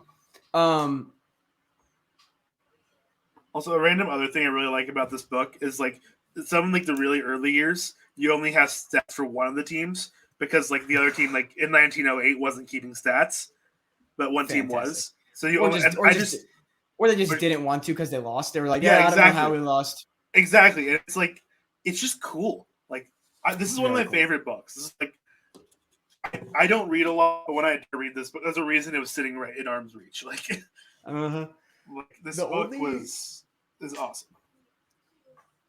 The only baseball book that I think that I like genuinely reference a ton is there's two. It's a People's History of Baseball and Expanding the Strike Zone. Both are sort of a history about like sort of watershed moments in baseball. A lot of it's like player rights, strikes, the establishment of free agency, that kind of thing. Those are just solid references for like graduate work that I have to do, or just like sometimes I just like thinking about just like how did this guy get from this team to this team? And I'm like, oh yeah, he's like, was he technically like a early free agency guy? Yeah, I don't know. Nerd shit. Everyone watching knows what we're talking about. I'll do it. I have a few baseball books. I have one. It's a Zach Hampel book, and I was gifted it for Christmas because it had baseball on the front. Yeah, that guy's a dork. And I do intend to read it at some point here because I'm kind of interested to see what it actually says in there. Yeah. What does he have to say that could fill a book? Yeah. Let me go. And then I pushed the 7th kid out of the way so that way I could get Jonathan India's 50th career home run ball. Okay, dude. Good for you. Maybe I don't know what it is. This is not the right book. He just seems like the worst person to go to a game with. Does that make sense? Absolutely. Like, dude, what do you mean you're going to get up again? Like that feels like. What do you mean? This is not the book that I thought it was. I don't know how his camera guy goes to a game because that would be. He has to have hired a cameraman who doesn't like baseball because anyone who likes baseball that would go to a game with him, like, no, dude. I want to watch Francisco Lindor's at bat, not play. Not pizzicato where I think the home run could land. No, yeah, absolutely. It just seems like an exhausting existence. Like, how do you still enjoy the game of baseball? Yeah, this is the book though. I know it's back there somewhere. My room's also a mess. That's why I couldn't find it. But it's called The Baseball: Stunts, Scandals, and Secret Beneath the Stitches. Is what it's called. Does that say studs scandals? Stunts. Oh, it was studs. I'm like, Zach, baby, what are you trying to tell us? And this is a different book. This is not a baseball book that I have. But it's a book I was also gifted for Christmas. I don't know why I was gifted so many books. Let's see what's on Mike's bookshelf back here. You guys are gonna need to watch my 2020 vision. Next, it's baseball related. We got mythology, American Sign Language, another mythology book. Okay, so the baseball section here. We have a complete history of Cooperstown through 1978. That's cool. Baseball uniforms of the 20th century. Oh, I bet you that's an electric book. Baseball something. The shadow play is not too kind for me to read the subtitle. Lost ballparks. That's probably really cool. Baseball cathedrals. That actually sounds really interesting too. I might steal a couple of these. I didn't say that. Mike or nothing. History of the Cubs through the year 2000. Second to home. And I can't read the top one. I don't know what second to home is. I can look that up real quick. Yeah, you can do a little Google instead of going up and grabbing it. But yeah, taking my entire laptop with me and that's fair. Destroying. No, but this is another book I was gifted for Christmas because for some reason, I guess my family decided I needed to read more, which is fair because I don't read. But this is one my cousin gave me, and this is easily the nerdiest book I own, and it's called Things to Make and Do in the Fourth Dimension, a mathematician's journey through narcissistic numbers, optimal dating algorithms, and least two kinds of infinity. And that's for you. That's for you. And the thing is, I got this book and I was like, this looks awesome. And I've read little bits of it, and it's really awesome. Cool. It's really Second cool. to Home, by the way, is the career story of Ryan Sandberg. Okay. Which, would be pretty interesting. That guy was a Hall of Famer. I like that. This dude won Ryan Sandberg won the home run derby. Did he really? Oh my God, he maybe did steroids. Cubs fans don't. I mean, probably. I here's the thing. All right, here's the thing. Home run totals. Actually, I take it back. I'm going to retract that statement on the grounds of how old he was during these seasons. So his home runs by season, 19, 26, 14, 26, 19, 30, 40, 26, 26, and then 9, and then 5. And then those are a couple injured years. And then 25, 12 retired. Okay. I can buy the 140 homer season because it was his age 30 season. Okay, that's fair. Yeah, that was during. That's prime. That's a peak. He had 30 the year before and 26 the 2 years after. I'm willing to call that just like a good year for your, Yeah, career. This dude was a triples machine as a youngster, though. Oh my God! In 1984, he had 36 doubles, 19 triples, and 19 homers. That's cool. That's awesome. That's cool.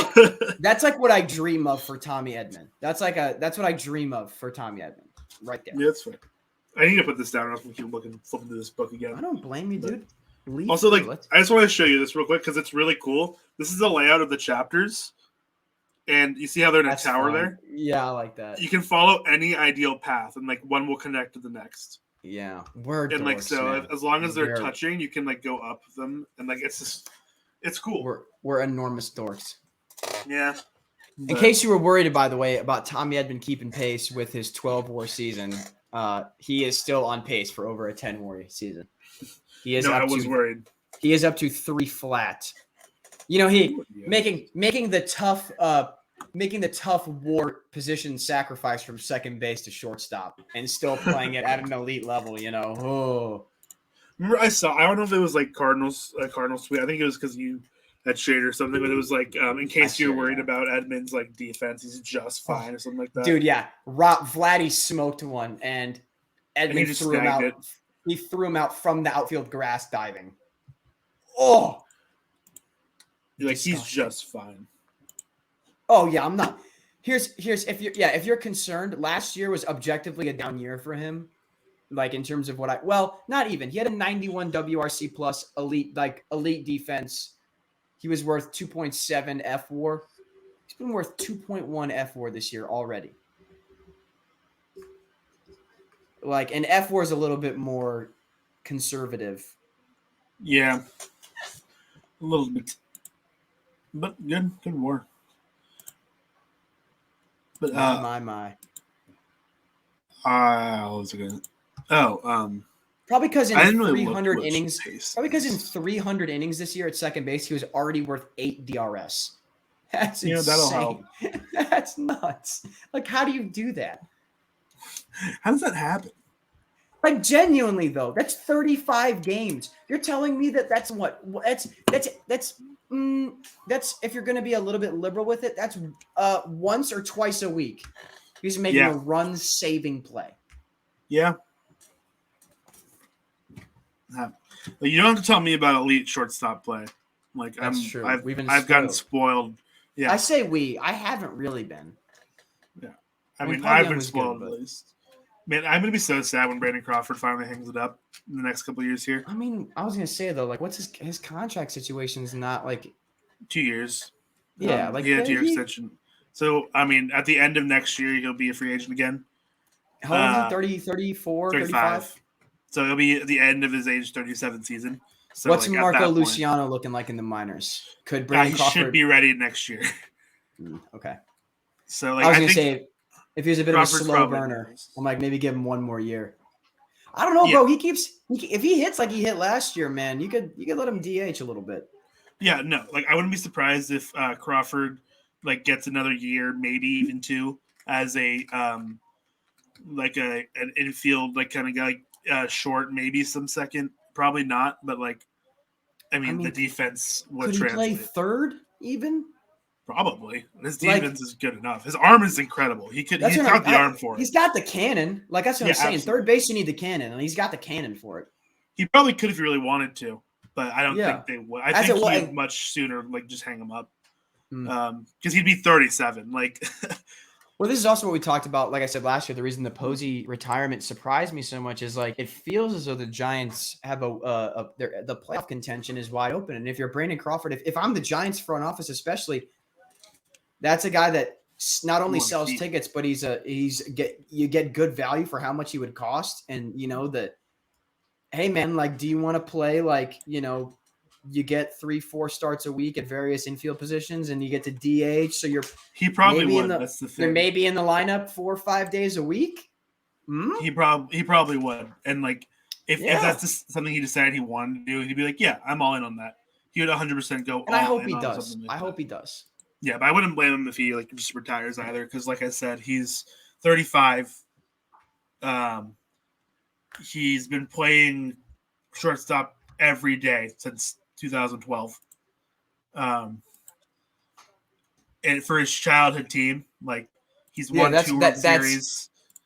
Yeah. Like it doesn't get better than that. 4 Gold Gloves, 3-time All-Star, got a Silver Slugger.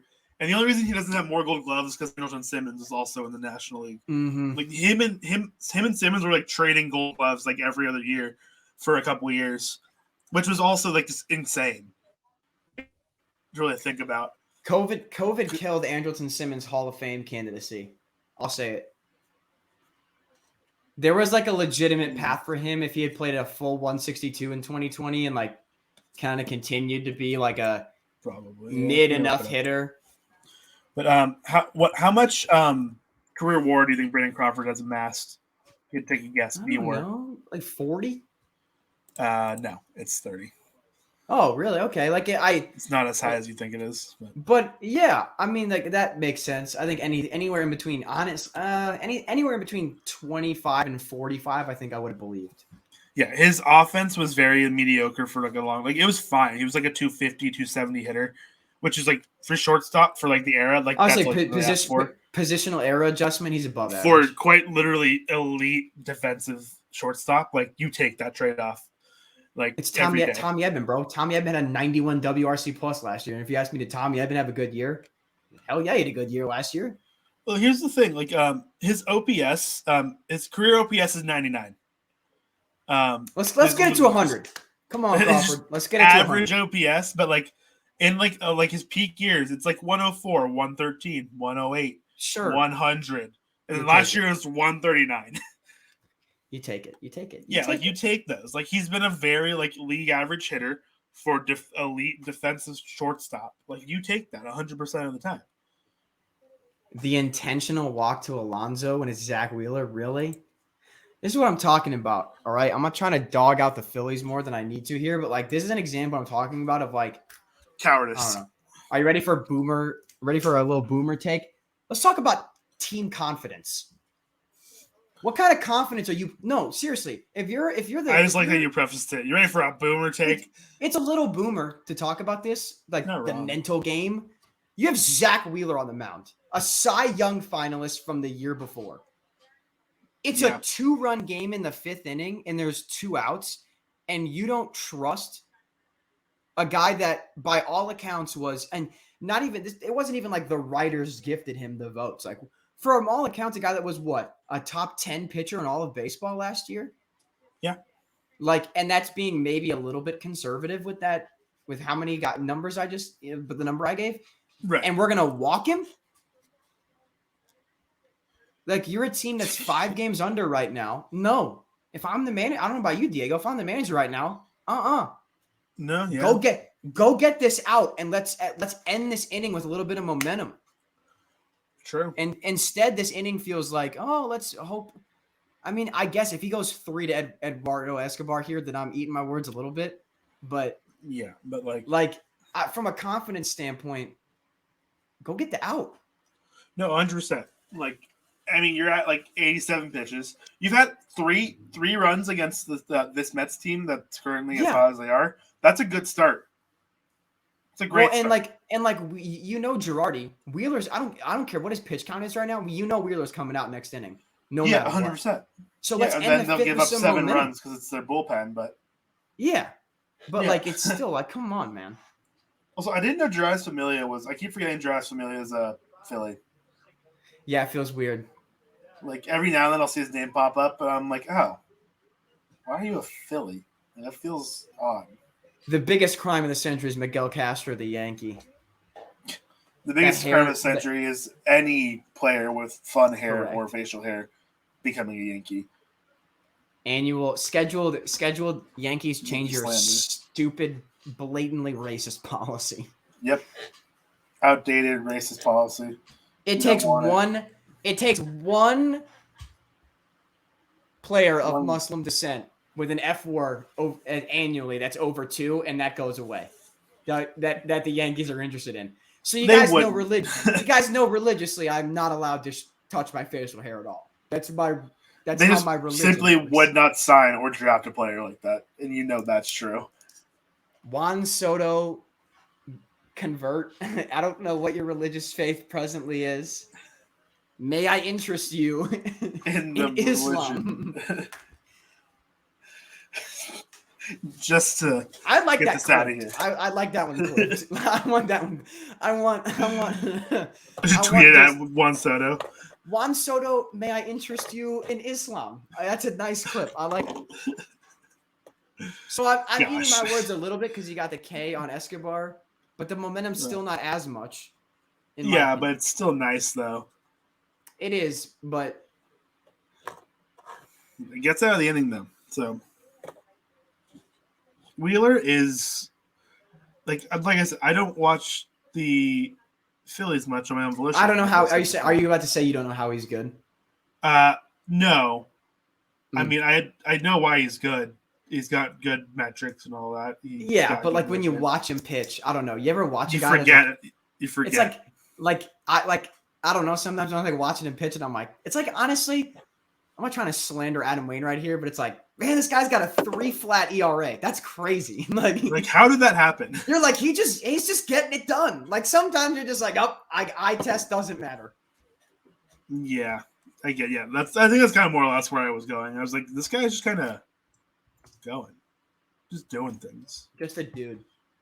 Just a dude. This guy's being dudes. Yeah, like Adam Wainwright turned in an objectively like not great start. You know, he's gotten a decision every start this year. That's crazy. He's got 9 starts. He's 5-4. That's so ridiculous. Weird. Well, my thing is like he's 11 away from 200 wins for his career. So part of me he's getting decisions. Part of me, it's like, hey man, well, he's the only guy that. Ooh, wow, is that an accurate statement by me? Yeah, I'll say it. Adam Wainwright's the only St. Louis Cardinals pitcher I trust to go into the 7th inning of a baseball game. Reasonable. Like I'll let Matthew Liberatore try for 6. Like I'll let Steven Matz try for a 6. Like I don't hate it. Is Liberatore up again? Yeah, because Hicks got put on the IL. Yeah, that's what I was wondering. And he shoved against Milwaukee 5 scoreless in his second start. It was a good start, a very good start. He's gonna be good too. He was just at like 95 pitches through 5, and I was like, it's good that we're gonna take him out right now.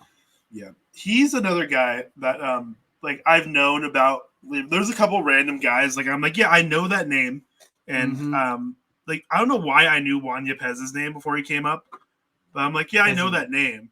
I don't know why. Bombs in the minors last year. He was so good. I was against the Corey Dickerson signing only on the preface of like, why aren't we letting Juan Yepez DH? I'm like, they must not think he's ready, you were right. or they're gonna trade. Yeah, I mean, you look at Juan's raking. Corey Dickerson, not so much. Not raking. He might straight up get DFA'd once Carlson comes back in a couple weeks. Oh, speaking of DFA, recently DFA'd Dallas Keuchel. Oh my God! Real quick, Cardinals fans, Josh, a good Twitter mutual of mine who's also a Cardinals fan, said, if you think the Cardinals should sign and employ Dallas Keuchel, you simply do not know ball, and that is accurate. He is putrid, and Cardinals fans forget that like Jack Flaherty is going to be back in the next couple of weeks. Yeah. I kind of want we're getting a starting pitcher for free. Really? I kind of want the Giants just because they've been able to do so much. Yeah, the cheating lab go crazy. The pitching cheating lab go crazy. So I'm curious to see if they can do something with them, and if not, they just release them. That's what they did with Carlos Martinez. Who just got popped for PEDs. Yeah, I was gonna say. Yeah. I don't know if it was so much the Giants, if it was more the reliance on special Gatorade. Performance enhancing drugs. Yeah. But also like the Giants, like, because like I mean, we knew Alex Cobb was going to be like good. Like Alex Cobb was good last year, and Alex Cobb has been very good. His ERA is like 6.53, but what's his xERA, like 3.5? I know xERA. It's significantly lower. Hold on, let me look it up real quick. Favorites, look at this. I'm sorry. Ladies and gentlemen, right now, all right? I don't condone gambling or betting a lot. Favorites to win 2022 NL MVP. Paul Goldschmidt plus 1,100. That is a steal. Like, I'm not kidding. He has like a 195 WRC plus. Like, do not like. What do you mean that plus 1,000 is disrespectful to everyone else? Like, I don't know how many times. Like, I'm gonna pull up his fan. Please keep talking because I'm gonna pull up his fan graph. I'm hot over this. I'm still looking for oh yes. Real quick, Alex guys. Cobb stuff. Here's a quick overview on Fangraphs of Paul Goldschmidt right now. At 2.4 F4, I don't really care because he's a first baseman. 194 WRC plus, guys. 194. He is slugging 622, and he has a 420 OBP. I don't want to over-exaggerate here. That is prime Albert Pujols. That's a prime Albert Pujols triple slash. It is 355, 420, 622. That is prime Albert Pujols. Paul Goldschmidt is doing that at 34. Okay, I just found Alex Cobb's xERA And now we can I'm off my soapbox. But No, also you're good. real quick, he makes less money than Bryce Harper. Paul Goldschmidt does. Most people do, but like Well, yeah. most But people Goldie make makes less money. Paul Goldschmidt's on a fairly 5 for Lucrative deal. 130. Yeah, he's on a lucrative deal. That's lucrative, but for his performance, he's been worth what, 12 WAR in 250 games as a Cardinal, something like that. Something along those lines, probably. Yeah. Something like 2019, whatever. It's 15 WAR over 2.5 seasons. But you take that. Yeah. But okay, so Alex Cos ERA 6.25. Do you want to know what his xERA is? I'm actually gonna guess 3.75. No, it's lower. Wow. Significantly lower. Really? 3 flat? Is it? We're talking there. His xERA is 1.93. Oh no! Holy shit! Are you serious? Yes. That's crazy, man. That's nuts. If you pull up his Savant page, it's all red. Besides fastball sit and whiff percentage, he just got super unlucky.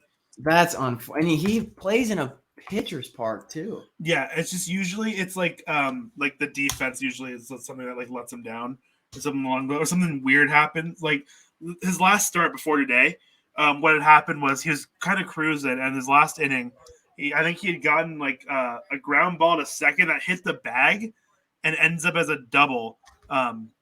Because it spewed off to as a fast runner and far enough to where the guy can get to second.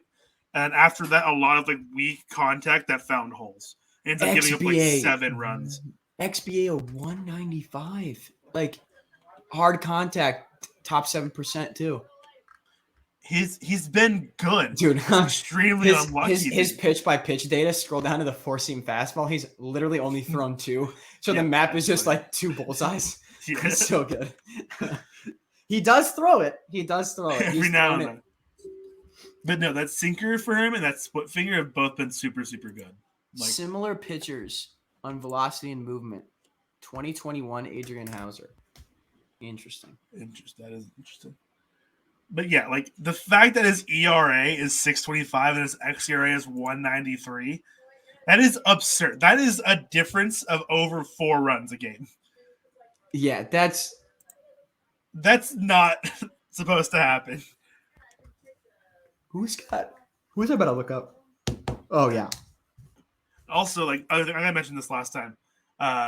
There's a stat navigator, a baseball stats navigator. Oh yeah.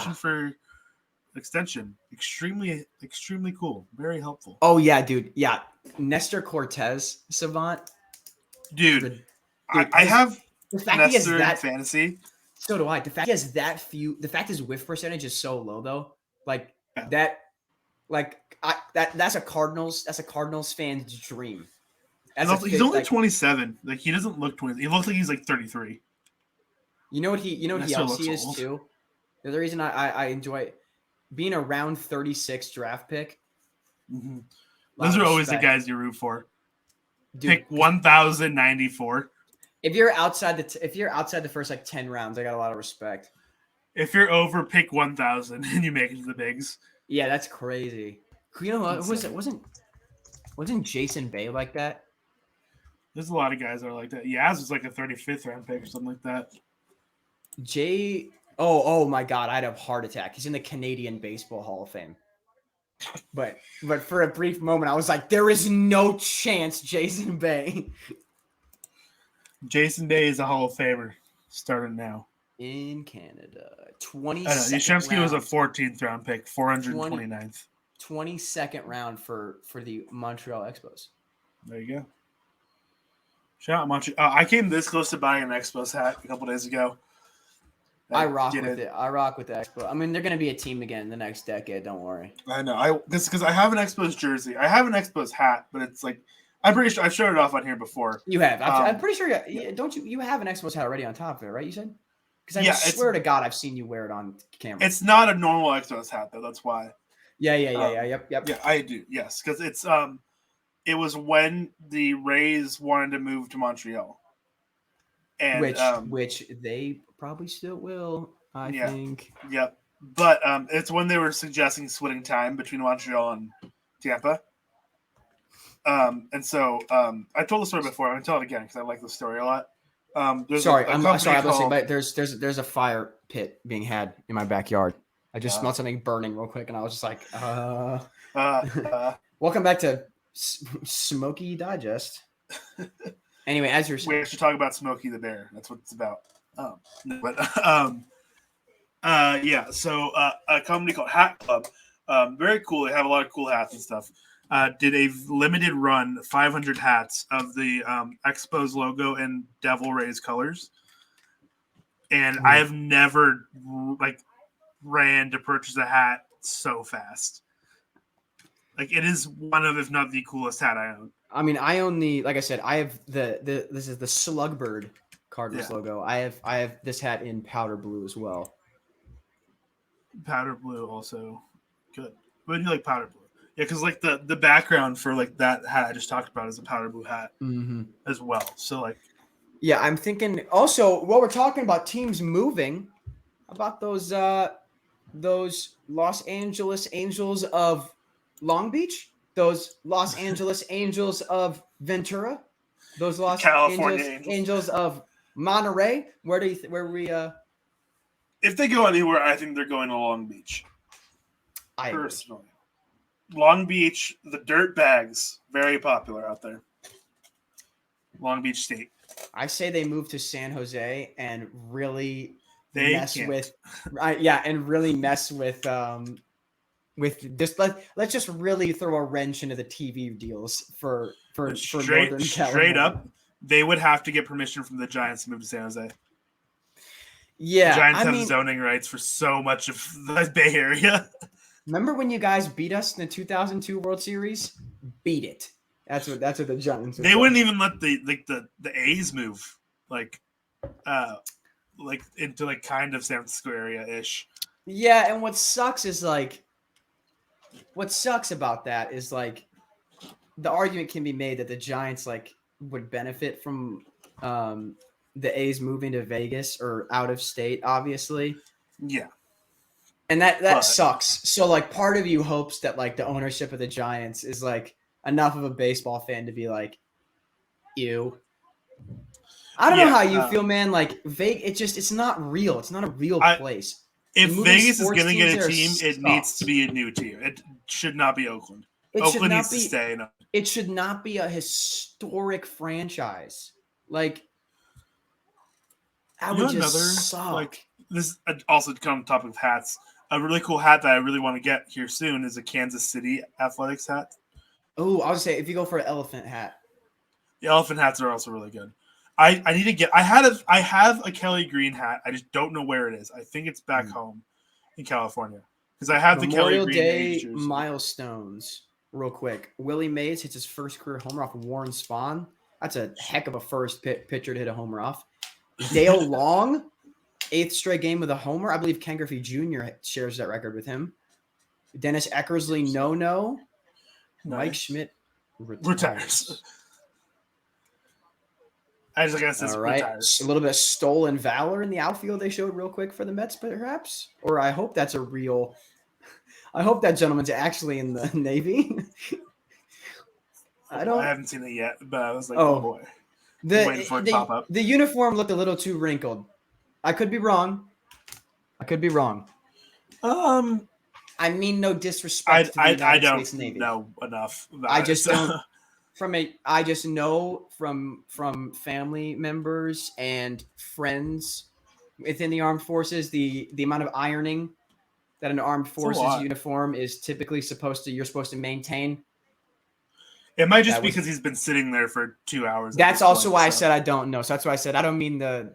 I'm trying to call anybody out or anything. Also, Wheeler's back out for the 6th. We didn't mention that.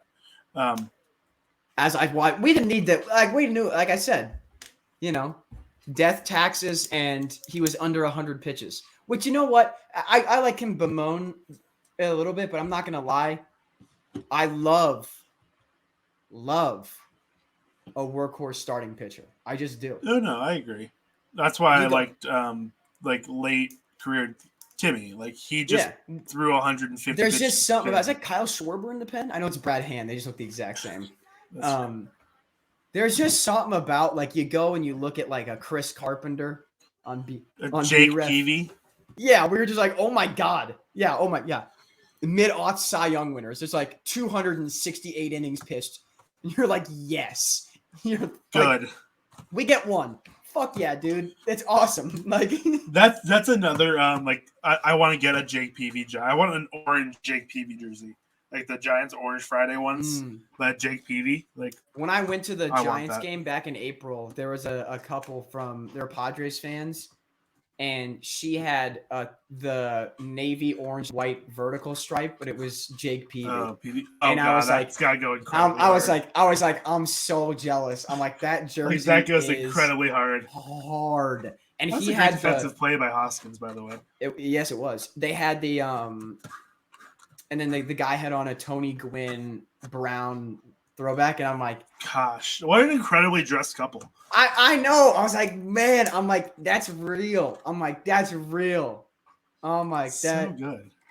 That's such an elite. Like, I don't know if there's like a better like couple like of like, you know, jerseys for that past team. and present, like that's so coming good together. Like, I'm like, man, I'm like, that's such a good blend. Such a good blend to go to a game with.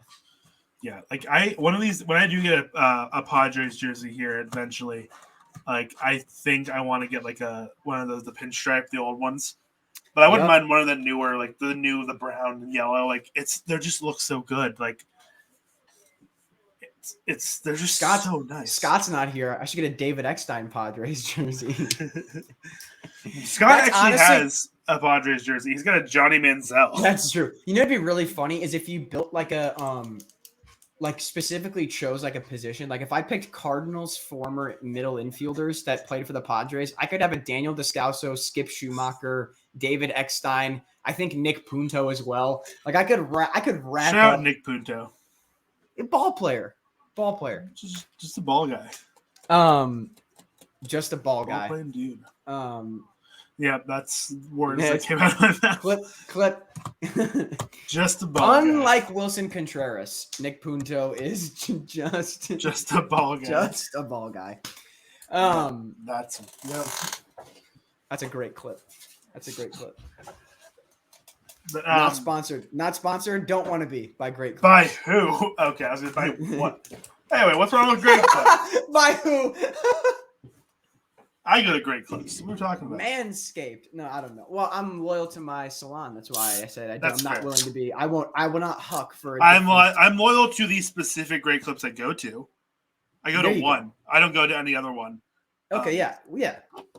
Like I have there's a few of the Have we talked about, I think we talked about this on air before. How I'm legitimately so. I'm not looking forward to it's like one of the few things I'm not looking forward to about moving is like Shelby cut my hair all throughout undergrad and grad school for college. She's been with me through it all.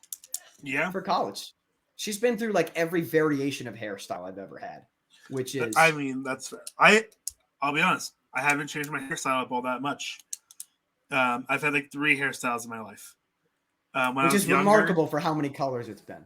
Yeah. No, when I was younger, before I started coloring it, it was just a little when you do a little bit of just in the front, up a little bit, and that's really it. Yeah, that's what yeah. Like a lot of kids have that. That's our generation though. Yeah. And you would hairspray it despite the fact you were 9. Yeah, exactly. I had that hairstyle when I was 9. Crunchy? It's hair. Exactly. Yeah. And then after that, I had a faux hawk from the age of 10 to probably 17. And still, and then even probably beyond that, probably closer to when I was 20. And then I shaved my head. And then now since then I've been rocking what I'm currently rocking, which is the long, just the longer version of it pretty much. And so I think I'm gonna get cut it here soon, just because I feel like we're coming time. It's been all right. This haircut's had its run. I think I might go back to. I had it still. The thing is, I have to keep the side short. That's my big thing. I hate when it touches my ears. Okay, I was gonna say that's a bit of. I thought it might have been a deal breaker for me too. I will say. I mean, and you saw how. I mean, well, you guys. Well, I got on camera. The long hair. Right when I cut my. Yeah, I mean. We've seen pictures of the long hair. That's true. You guys can go to my Instagram. It's my first and last name. You can see it down at the shoulders.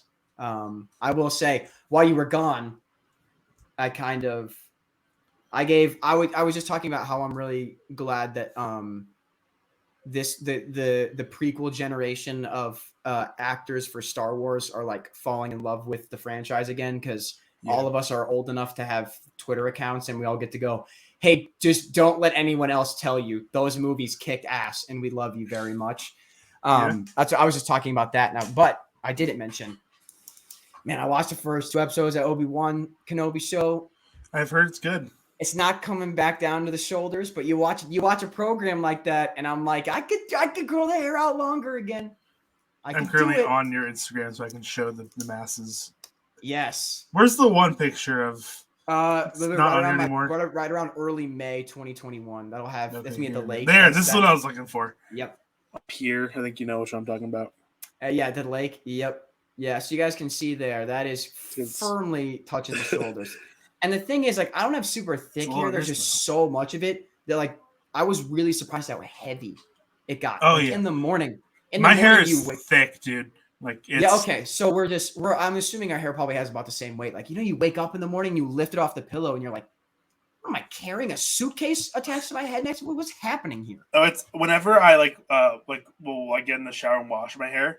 Like, because my hair, like, it's long at this point. Just like, here, I mean, mine's down about my lip. Mine's down about my lip, maybe. Hold on. I'm going to get it down real quick. I just did the, like, oh my God. Dude, you flexing on me with the color, man. Anyone who will ever watch one of our streams, if you think you have hair as cool as Diego, like, I guess try to prove me wrong, because this is a dang high bar. It's a very high bar, and it's a lot of hair. Thank you. I appreciate it. It's a lot of excellent hair is what it is. Thank you. That Reese Hoskins ep-ad is hilarious. You're about to watch the replay. Oh, yeah, I saw it. He got rung up and was like, yeah, I'll give it a swing. I respect that, though. He's like, all right. That's just admitting. He's like, yep, good pitch. Got me. That's what that's saying. It's like, good pitch. It was a very good pitch. Yeah, but like, my hair is just crazy long now, but like, I think, I'm going to a wedding in a week. Yes. And so big wedding season for you. Yeah, I got 2 weddings in the next month.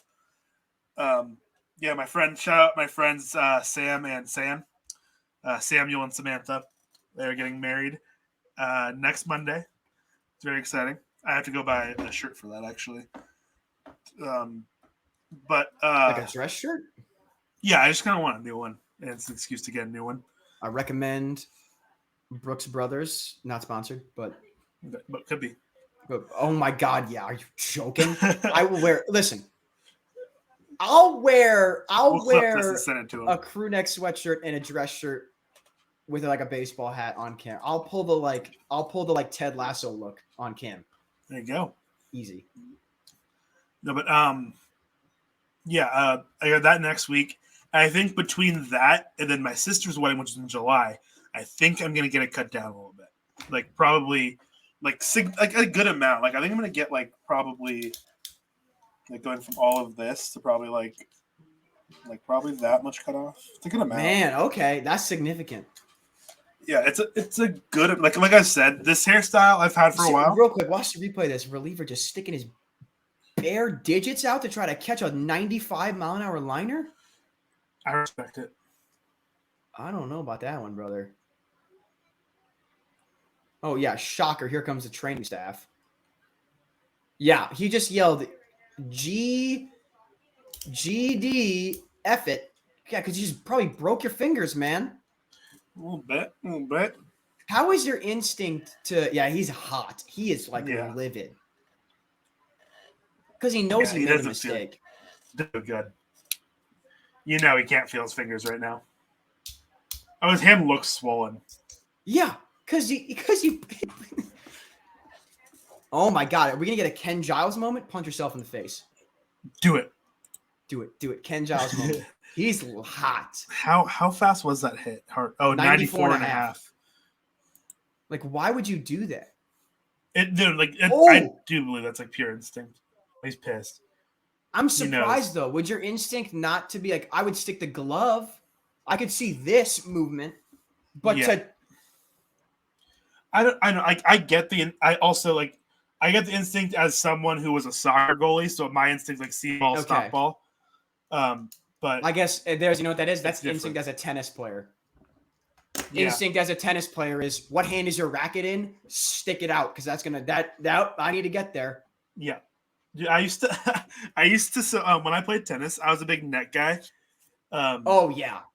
Yeah, and I was not left-handed, but for a while, I don't know why. In my senior year, I would just play at the net with my left and my right hand, and like I could do it. I did it just fine, like both hands. Really? And my coach was like, "What are you doing?" I'm like, "I don't know." But it was working. Yeah, but I miss tennis. I was good at tennis. I was. Yeah. Real quick, the slow motion. He looked right at Guillorme and said, "It's effing broken, bro." He looked right at him and said that. Did he? Yeah, you'll see it right before commercial break. Yeah, here we go. It's effing broken, bro. That's what he ends with. Oh, yep. Yeah, you can tell. That hand is not okay. Yeah, no. That's tough. Speaking of we mentioned a little football action there, Champions League final. I don't know if you watched. It was a heck of a soccer match though.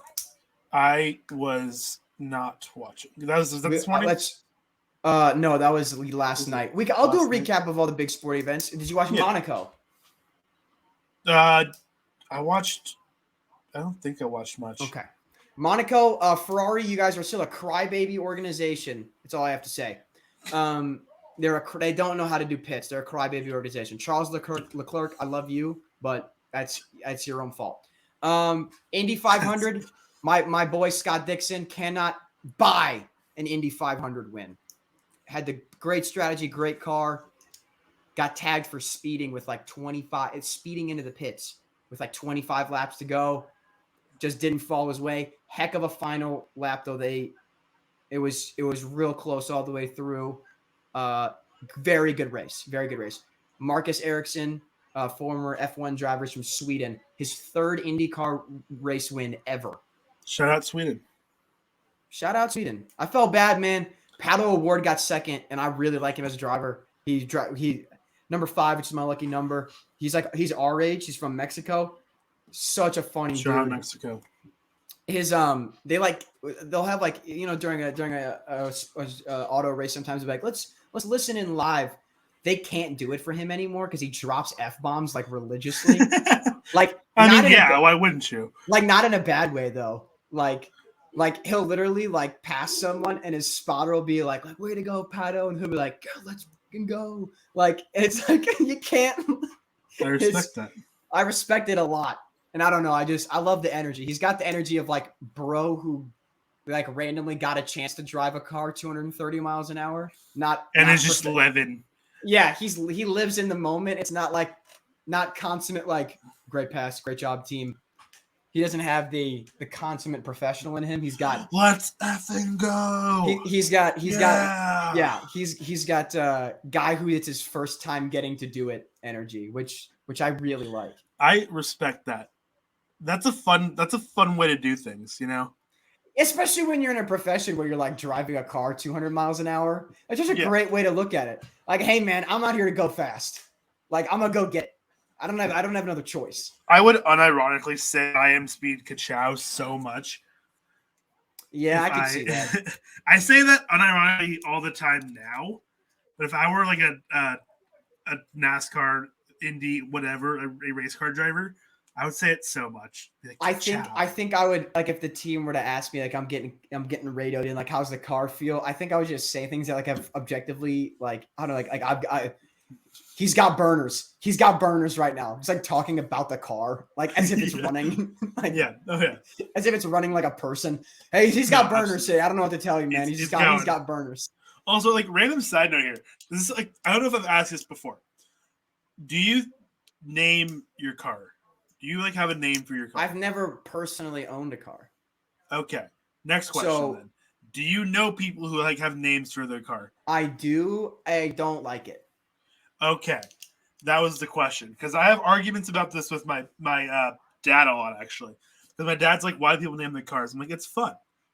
Like So my here's car, the thing. like and Sally, she's great. She's got I lots don't. of Okay, issues. Diego, and I don't mean to stereotype. All right, I'm not. I don't want to stereotype here. The stereotype that I have about people that name their cars. How clean is your car right now? What do you define clean? Like the outside or the Is inside? the inside? Pretty clean. I just Oh, cleaned it okay. recently, actually. Okay. Most people I know that name their cars, it's like the 4 Starbucks cups, the leftover Burger King bag. No.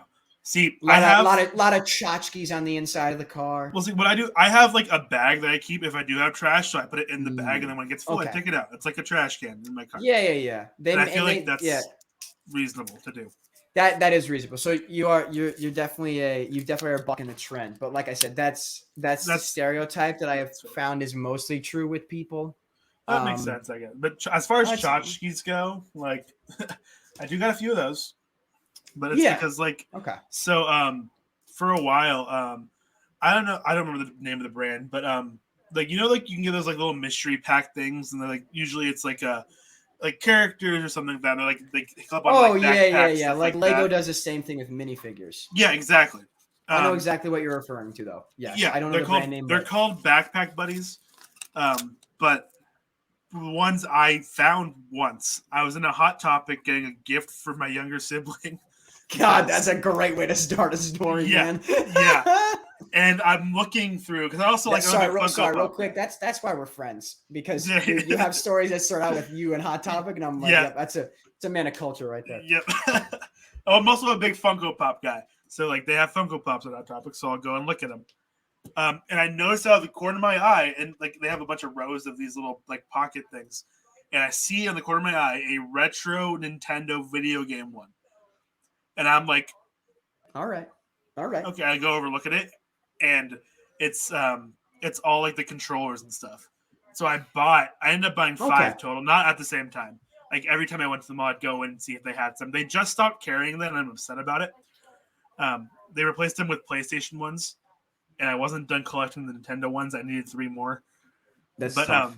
Yeah, but I would buy them, and then I didn't know what to do with them, but I bought them because they were cool, and I wanted them. And so I had a little thing on my car that's like because I have a pop socket on my phone, so you'd put your phone on it and it would hold it, Okay, yeah, that's useful. That's like I wouldn't call that a tchotchke.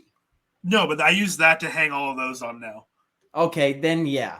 But then when I do need it for my phone, I still use it for my phone. Like I'll just take the things off and put my phone when I need it. Great. I don't need to look up directions super often. I really like, by the way, because we're streaming on Twitch, the 2 categories are like baseball and sport talk, and here we are like, walk me through the interior of your car. Yeah, like real quick. It's a 2005 Cadillac DeVille. In the words of horrible bosses, you were drag racing in a Prius. I don't win often. Great movie. That's fair. No, but yeah, my car. I got her for $3,000 from some guy on Facebook looking to get rid of this car. It had under 100,000 miles. It is like. It is. I mean, that's what you want. You want under 100,000. Also, like you're driving a caddy, man. I am driving a caddy, baby. Like that's the thing. It's like I have no business driving a caddy. No, you do. You deserve. But I got it for such a good price, though. And the thing is, like for 2005, it's got like it's decked out, is what the guy when he sold it to me described it as. It's got like heated seats that sometimes work, sometimes they don't. There you go. Diego and I both live in an area of the country where winter exists, so that is a legitimate selling point. Yeah, but like no, the best part is like the back windshield. It's got like the lines through it where like the heat like goes through like the windshield, so it melts really fast off the back. It's really nice. Yeah. It's got like a little touchscreen like navigation thing that I use sometimes. Like it's nice. It's a nice car for $3,000. The car is currently in the garage below me. Well, actually, yeah, technically. If I were to, I do not have a garage. My garage is in an apartment. That way. My apartment has a garage. My roommate drives a Volkswagen Jetta.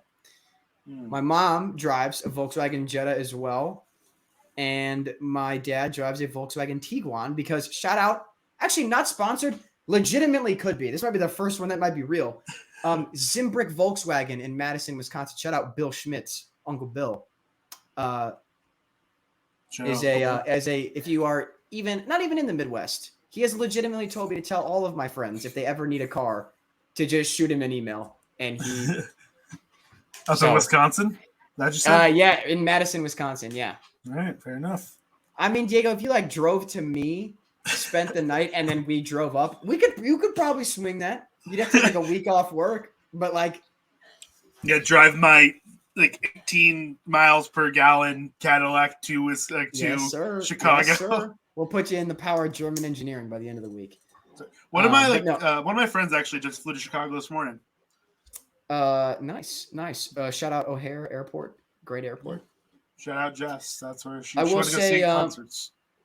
Nice. But yeah, dude, I don't know if I'm not gonna get a car for like 10 years probably, because I mean, live in walkable city. I get it. For those that don't know, I am getting my master's next spring. You guys wouldn't know this, the casual viewer, but that's what's going on with me. They might, honestly. Yeah, maybe actually. Talk about it enough. And I'm moving to the Bay Area next summer, so I don't think I'll need a car. Yeah. And I don't necessarily want one like at all. Because that's reasonable.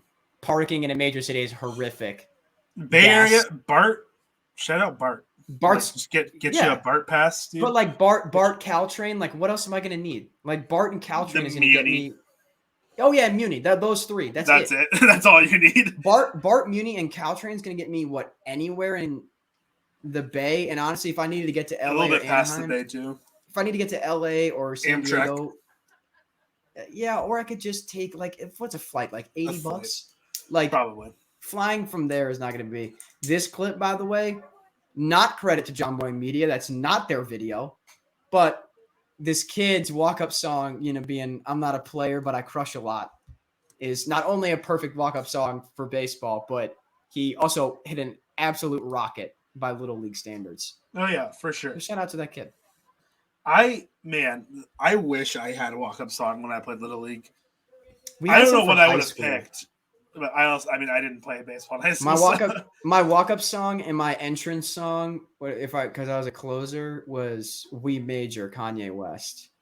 I would 100% have it be Wild Thing, like 1,000%. Major League.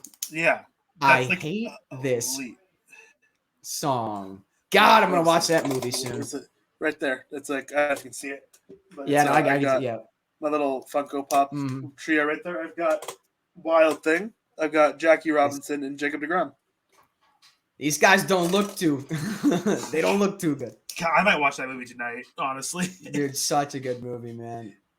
Like, man, there's a bunch of movies that I'm like, I might watch that.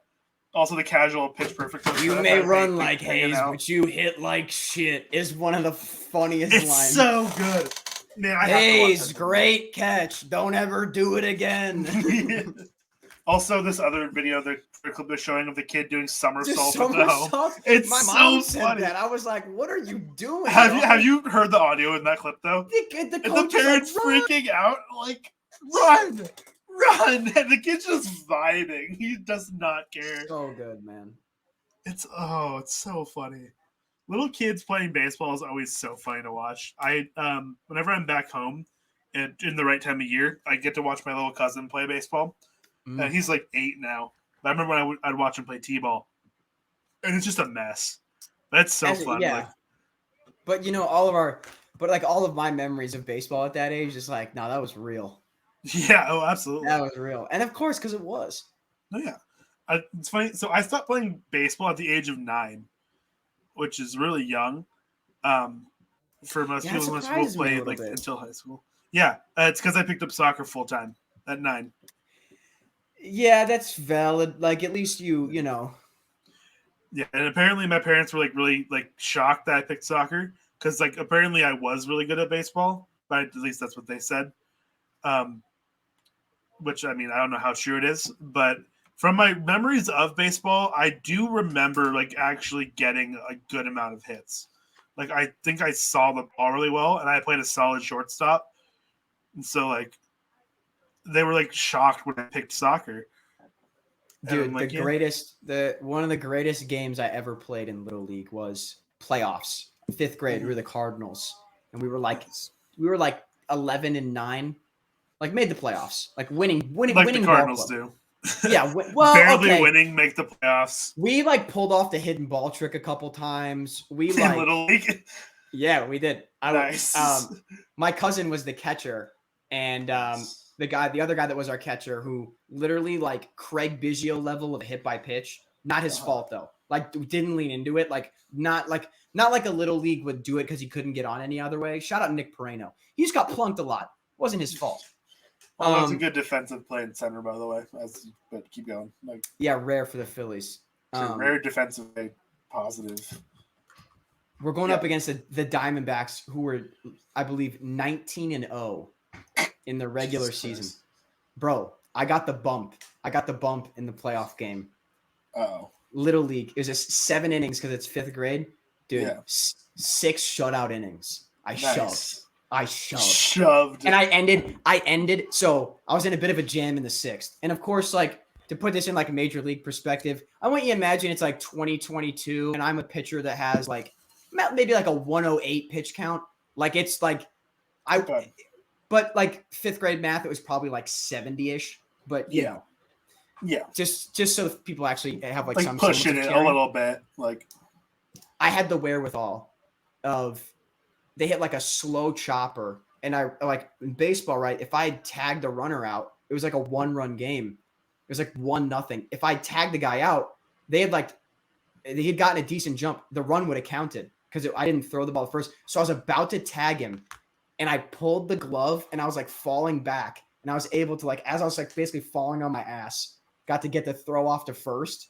And I remember being pissed. I was like, oh, I missed the tag. And my dad was like, you like low-key saved a run because it would have counted had you tagged him. And I was like, yeah, just kidding. That was on purpose.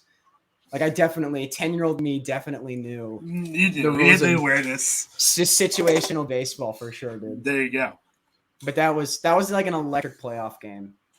Yeah, like I do remember. So like when I was 9, my last baseball game I played, Little League game, 9 years old. What grade is that? Like third or fourth grade? Depending yeah, on... third, fourth grade. Yeah. I was in fourth grade, because I was a year below, or like I'm like young for like my year. But I was playing short, and it's the championship game. We're up, I think, 3-1 in this game, and I remember the last 3 outs all came right to me. I had to make 3 throws to first. Like 2 of them were slow choppers, and the other one was like just like a lazy ground ball. And it's the bottom of the 7th or whatever inning it was. I think Familia, by the way, coming into the game real quick. Sorry. There we go. No, you're good. And like I just remember I was like because all 3 of the balls went right to me. I was like, well, hit it to somebody else. Fate. Like, yeah, dude, my Little League. There's some hilarious stories with Little League that happened to me. My team in 4th grade, we got in a pregame brawl with the other team. Oh, I was really hoping you're stay with your own team. No. So this kid and I had fun. I'm like good acquaintances with him now. Fun fact: he ended up playing Division I offensive line football for the University of Illinois. And I'm 5'8", $135 as a grown man. So just keep that in mind. This is 4th grade, and our teams were like they were 9-0, and we were like 8-1. As you are. And we were just getting a little chippy pregame, and then you threw punches. And then we had a fight. And then our team won the game. And I was like... Did you win the fight? Yeah, I'd like to think I went 2-0 that day. Okay, cool. Good, I'd like to think so. There was also the time... There was a league-wide email sent out about team conduct for my team in 7th grade for Little League. Nice. We were beating the Orioles like... It was something like 14-5. Like we had just like kind of laid the hammer on them. Yeah. And we drew a rather biology related drawing of a man in the infield, a rather large one, and wrote Orioles suck this. So there was an email sent out about our conduct. Nice.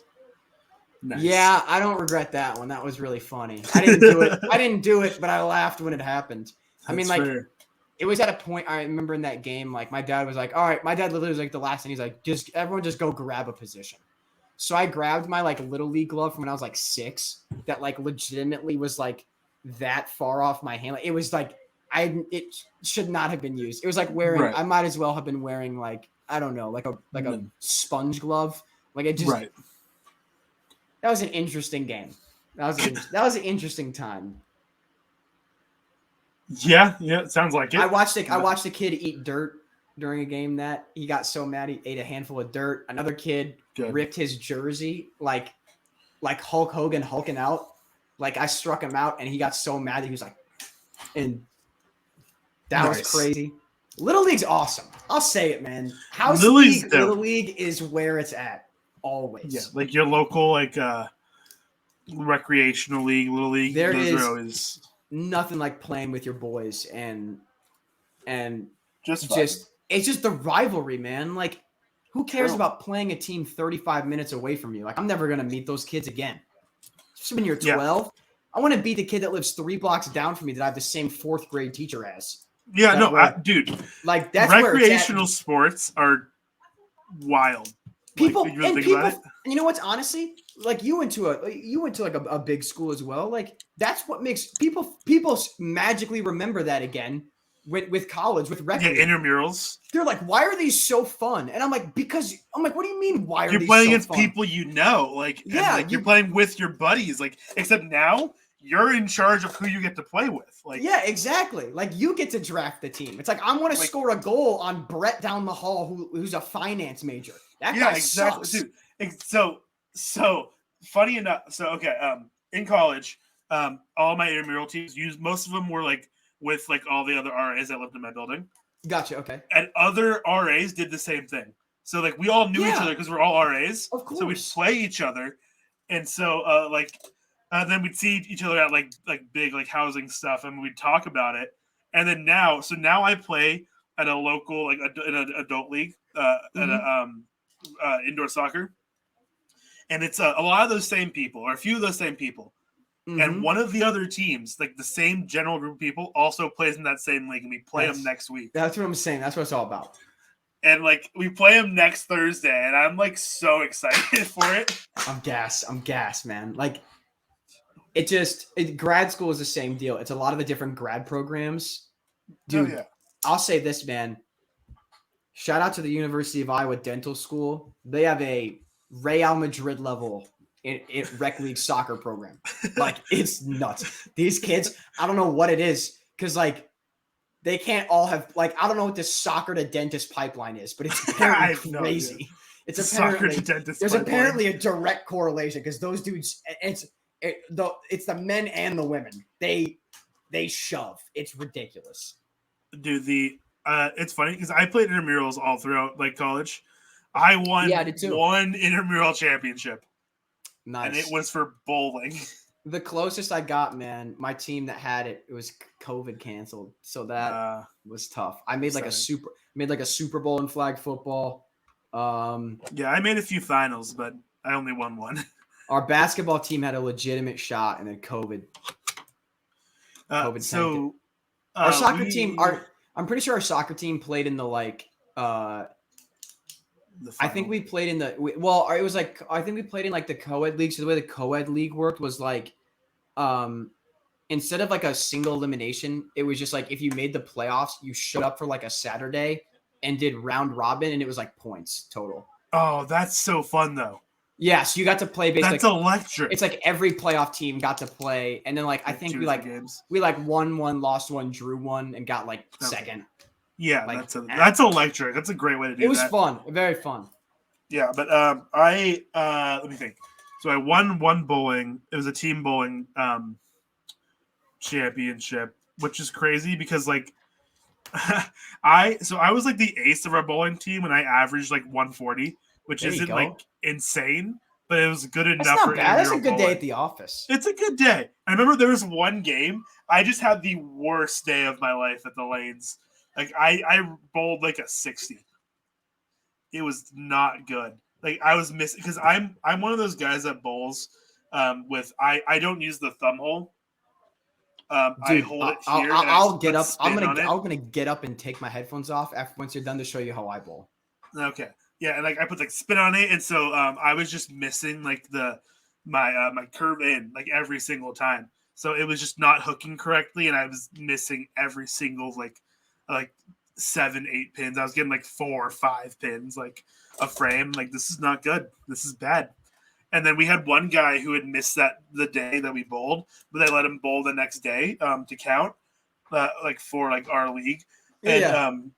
He's like, oh, what everyone roll. And they had told him I had rolled a 60, and he's like, okay, what do you actually roll? He's like, no, he rolled a 60. 60, man. That's big praise though. Yeah, but we made it through the next round, and I got my act together the next week, so it was fine. But I want to see how do you bowl? I want to know. I'm curious. All right, I'll take the headphones off for this. So I still Okay. use the The I think I pusher. get back up far enough.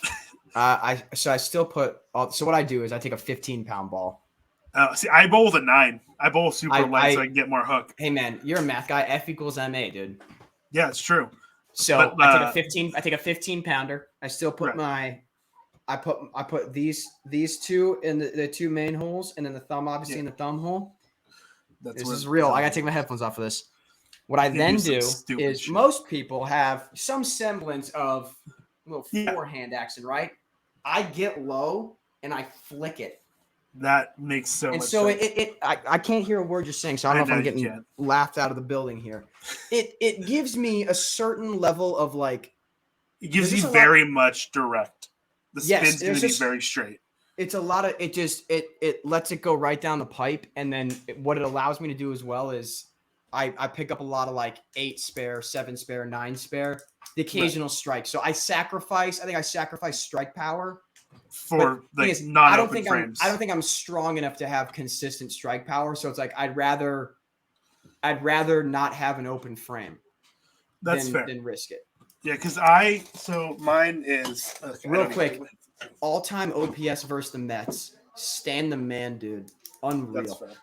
So like anyway. I grip mine like these two in the holes, and then I rest it against my wrist. Okay. And then so I go up to bowl and I go like that. Like Jason Belmonte, the Australian but bowler?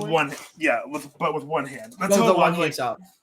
That's how like a lot of actual bowlers bowl. And I picked it up from my buddy who he's a bowler, and he showed me how to do it like 8 years ago, and I've been bowling the same way ever since.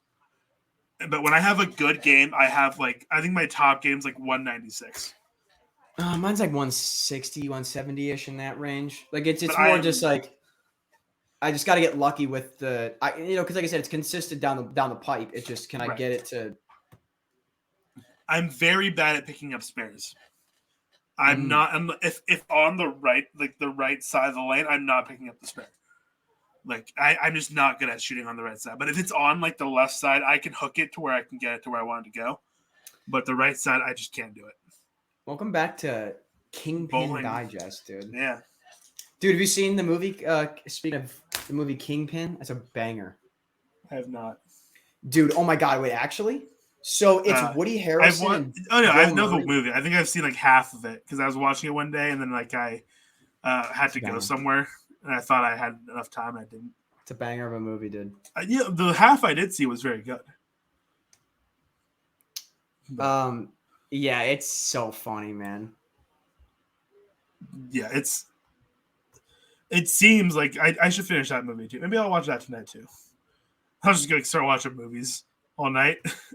Dude, this is the issue, man. Every time we get on air, we're always like, it's a good movie I saw recently. I'll say it again, man. I watched There Will Be Blood this past week, like on a whim. Huh! Still the greatest movie I've ever seen. Still. Yeah. Reasonable. But yeah, also like I know I already mentioned it. Everything Everywhere All at Once. Highly recommend. I'm definitely highly recommend. It's so good. Like man, it was just so good. And I think the cool thing is, so at least here, I'd imagine they probably do this everywhere, like Regal theaters. They do $5 Tuesdays. So I don't have any. So I'm like in a weird pocket. I don't have any AMC or Regal near me. It's like Oh, I'm really? like in the. Marcus Cinema has like a monopoly where I'm at. I don't know what's up with it, but yeah, we've got Regal. I think it's just Regal, really. And we have this one actual, like, it's a local theater, which I try to go to every, like, at least a few times a year. support nonprofit film, dude. Film Yeah. Scene. That's the one that's nonprofit. It's run by University of Iowa students. If you are in the Iowa-ish area, nonprofit film is the way to go. The one here, I'm not sure who it's run by, but I know it's not like a big corporation. It's a local one. It's called Flicks or The Flicks. Nice. All right, I like that name. Either one. Yeah. But the last movie I saw there was Jojo Rabbit. That movie. Incredible. Such a good movie. Who was it in our in the worker group chat? I'll refer to that to hilariously call our Discord that. In our work chat, someone was like, Jojo Rabbit's one of those movies where, like, how do you explain the plot of the movie to someone where, like, they believe you? No, that's fair. So what happened? Like, I don't want to give it away, but, like, it's just, like, so funny to, like, walk me through that movie. And you're like, I can't. You just have to genuinely see it. Same thing I can't. Everything, Everywhere, All at Once, the same thing. I could not actually explain the plot of that movie, but once you see it, I can talk to you about it, like, all day. Okay. Like, it's just I'll knock that out. The plot of that movie is wild, but it's so good. But yeah, and I also saw Rocket Man. I saw that at that theater because I remember that one vividly. So I saw it with one of my buddies. He was my roommate for a while. This is before he was my roommate, though. We had gotten a job working. Both of us were working at summer housing for Boise State. Is that different than that's just the dorm still, right? Yeah, but it's over the summer, so there's like a lot less people. And it's like yeah. I just didn't know if you had because when you said summer housing, I didn't know if they had like specific. It's technically different. You're not an RA. You're just kind of like running the desks and stuff over the summer. It's a lot less work, but you still get like to live on campus for free. So yeah, technically. So it was worth it, I'd say. I enjoyed it. It wasn't super high stress. It was what I had done. Half the time I sat at the desk and played Tetris. Like, as someone that worked the front desk, the people that live in the dorms over the summer are some of the most, like, half the time it's just international students, and the other half are athletes. It's athletes that just like, did my athletic package come in yet? And I'm like, nope, sorry, dude. Some of them are super cool though. Some of them just don't care. That's what I mean. It's cool in the sense of like they just straight up like that's the only interaction you'll ever have. Like that's the only time you have to actually do your job. Is they'll be like, did my Nike shoes come in yet? And I'm like, yep, not here yet. You go, dude. But no, we went. So my buddy he was just out of town. He'd come back into town, and he's like, hey, you want to go see a movie? I'm like, yeah, I'm not doing anything. I got off work at like 4. Like, sure. And so we walked down because like it wasn't far from where we were. It's like maybe a half-mile walk. From like the campus where we were, like on campus, which is super nice. It was a nice summer night. Like we walked there, we go to see it, and this theater in particular sells very reasonably priced alcohol. Oh my God! I very recently discovered how enjoyable it is to buy a couple of beers at the movie theater. I haven't done it yet. Bryce Harper warning track power. Never mind. I haven't done it yet, but I imagine it's probably nice. It is. I apologize. I thought you were about to say that you also for their reasonably priced alcohol. At the time, I was 20, so I could not. It's a couple years ago. So, but my buddy, who was in fact 21 or 22 at the time. He had a heavy pour on his drink, and he got a couple of them because we were the only ones there that night because it was like a Tuesday night in the middle of summer, and so we were the only ones there. We were talking to like the concession staff, like very nice, just talking, like being people, just talking and like having good conversation. So he pays for his drink. They give him a heavy pour on the drink, and we go and see Rocket Man. Very good movie, and by the time it's over, he's like a little tipsy. Is he crying? Did the alcohol move him to tears? No, he was not crying. No. All right. But is there an embarrassing movie you've ever cried at? I cried a lot. I cry a lot, dude. All right. But, maybe not. We don't have to. The therapist couch is behind me if you want to hop on. No. Like, we can- no, Let me rephrase that. Like movies, like I will cry at like they movies. can they can get you. They can get me. I'm trying to think of the last movie I cried at. Has it been long enough where I can talk about the events of the movie Spider-Man: No Way Home? Because that's the last movie I cried. It's been I'd 6 imagine months. so.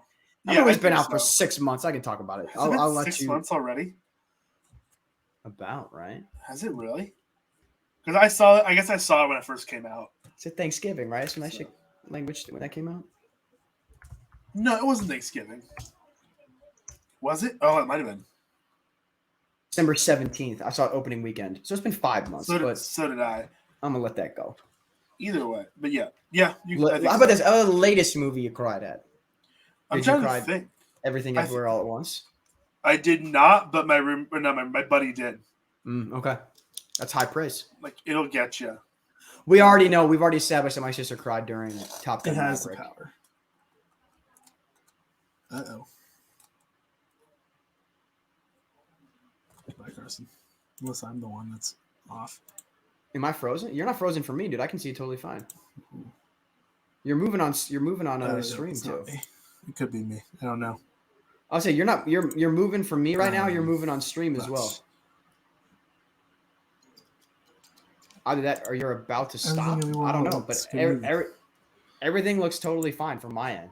If you're worried about, like it looks. I'm so curious if I'm the one that's. Is it just you? Have I frozen for you video wise? Oh no. This is so funny because everything looks totally fine on every other end. Like I don't know. Like I can't like diagnose what your end is. Ottavino's in a big spot right now. Castellanos out here in the 8th. He just waved at a frisbee of a slider.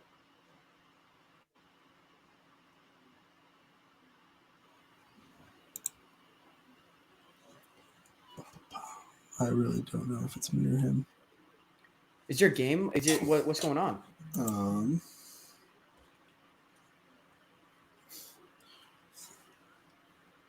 Castellanos is getting made look foolish in this. Okay, there's 100% going on. Where I don't know if you can hear me or if I can't hear him, but I'm pretty sure it's still going.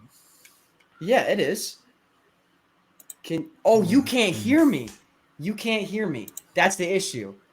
I'm such a moron. I kept asking him questions. I can't hear you. Yep. I can't hear you. No. Swing and a drive to deep left field for Nick I'm Castellanos. Oh my gosh. You're kidding. It's a bit of an overused internet joke, but when things go poorly, Nick Castellanos does well. And we're seeing it again right here. That is phenomenal. 106 off the bat, 380. Unbelievable. That's so good. That's so good. This is hilarious. Did go here. That's crazy. Are you back now? It's very, very good. Oh, I can't. Nope, he's not. He's not. Oh, no. Diego, continue to smile and look adorable if everything is going well. Yeah, all right. So you can hear me a little bit there. I'm afraid to restart this. Okay. I think he froze for me now, ladies and gentlemen. I'm gonna just try it. Yo, you should. Can you leave and like give me administrative power, and then just hop back in? You can't hear me. I have no idea. Ladies and gentlemen, this is a perfect example of I talk too much because he doesn't know what I'm talking about.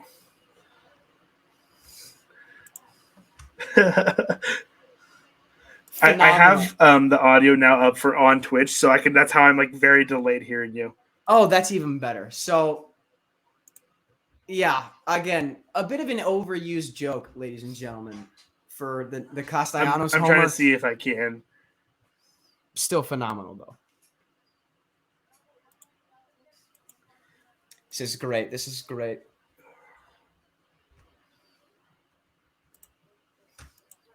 Ottavino has a hand tattoo? That's interesting. Did not know he had one. This is just going to be like when Diego had to use a restroom break earlier. I'm really glad we just got a nice crotch shot of the ESPN camera operator there for a couple seconds. What's up, guys? Welcome back to How to Be 5'8" and Be Okay with It. I am your host, Carson Melinder. Later on in the program, we will have fellow 5'8" guest star Noel Miller. Just kidding. That boy does not stream anymore, but he should. He doesn't watch it.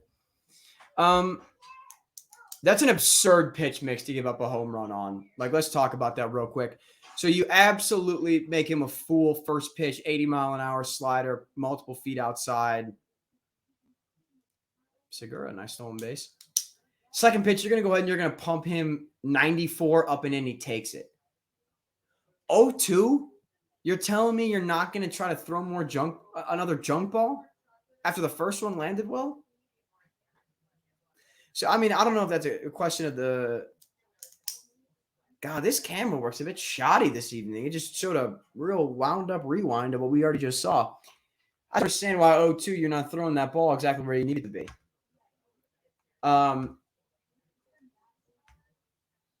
For those of you as well that might not know, I don't usually have any running the stream responsibilities whatsoever. So what's really funny about this is we're in the top of the 8th right now. Let's say Diego has persistent camera issues. I have zero clue how to like shut everything down formally. So I don't wish this upon myself. But we may be here, just me and the viewers, for a decent amount of time here. So I hope that doesn't have to happen. But my God, would it be funny, because you guys might get to watch me in real time Google how to navigate turning off Twitch and StreamYard simultaneously. Yeah,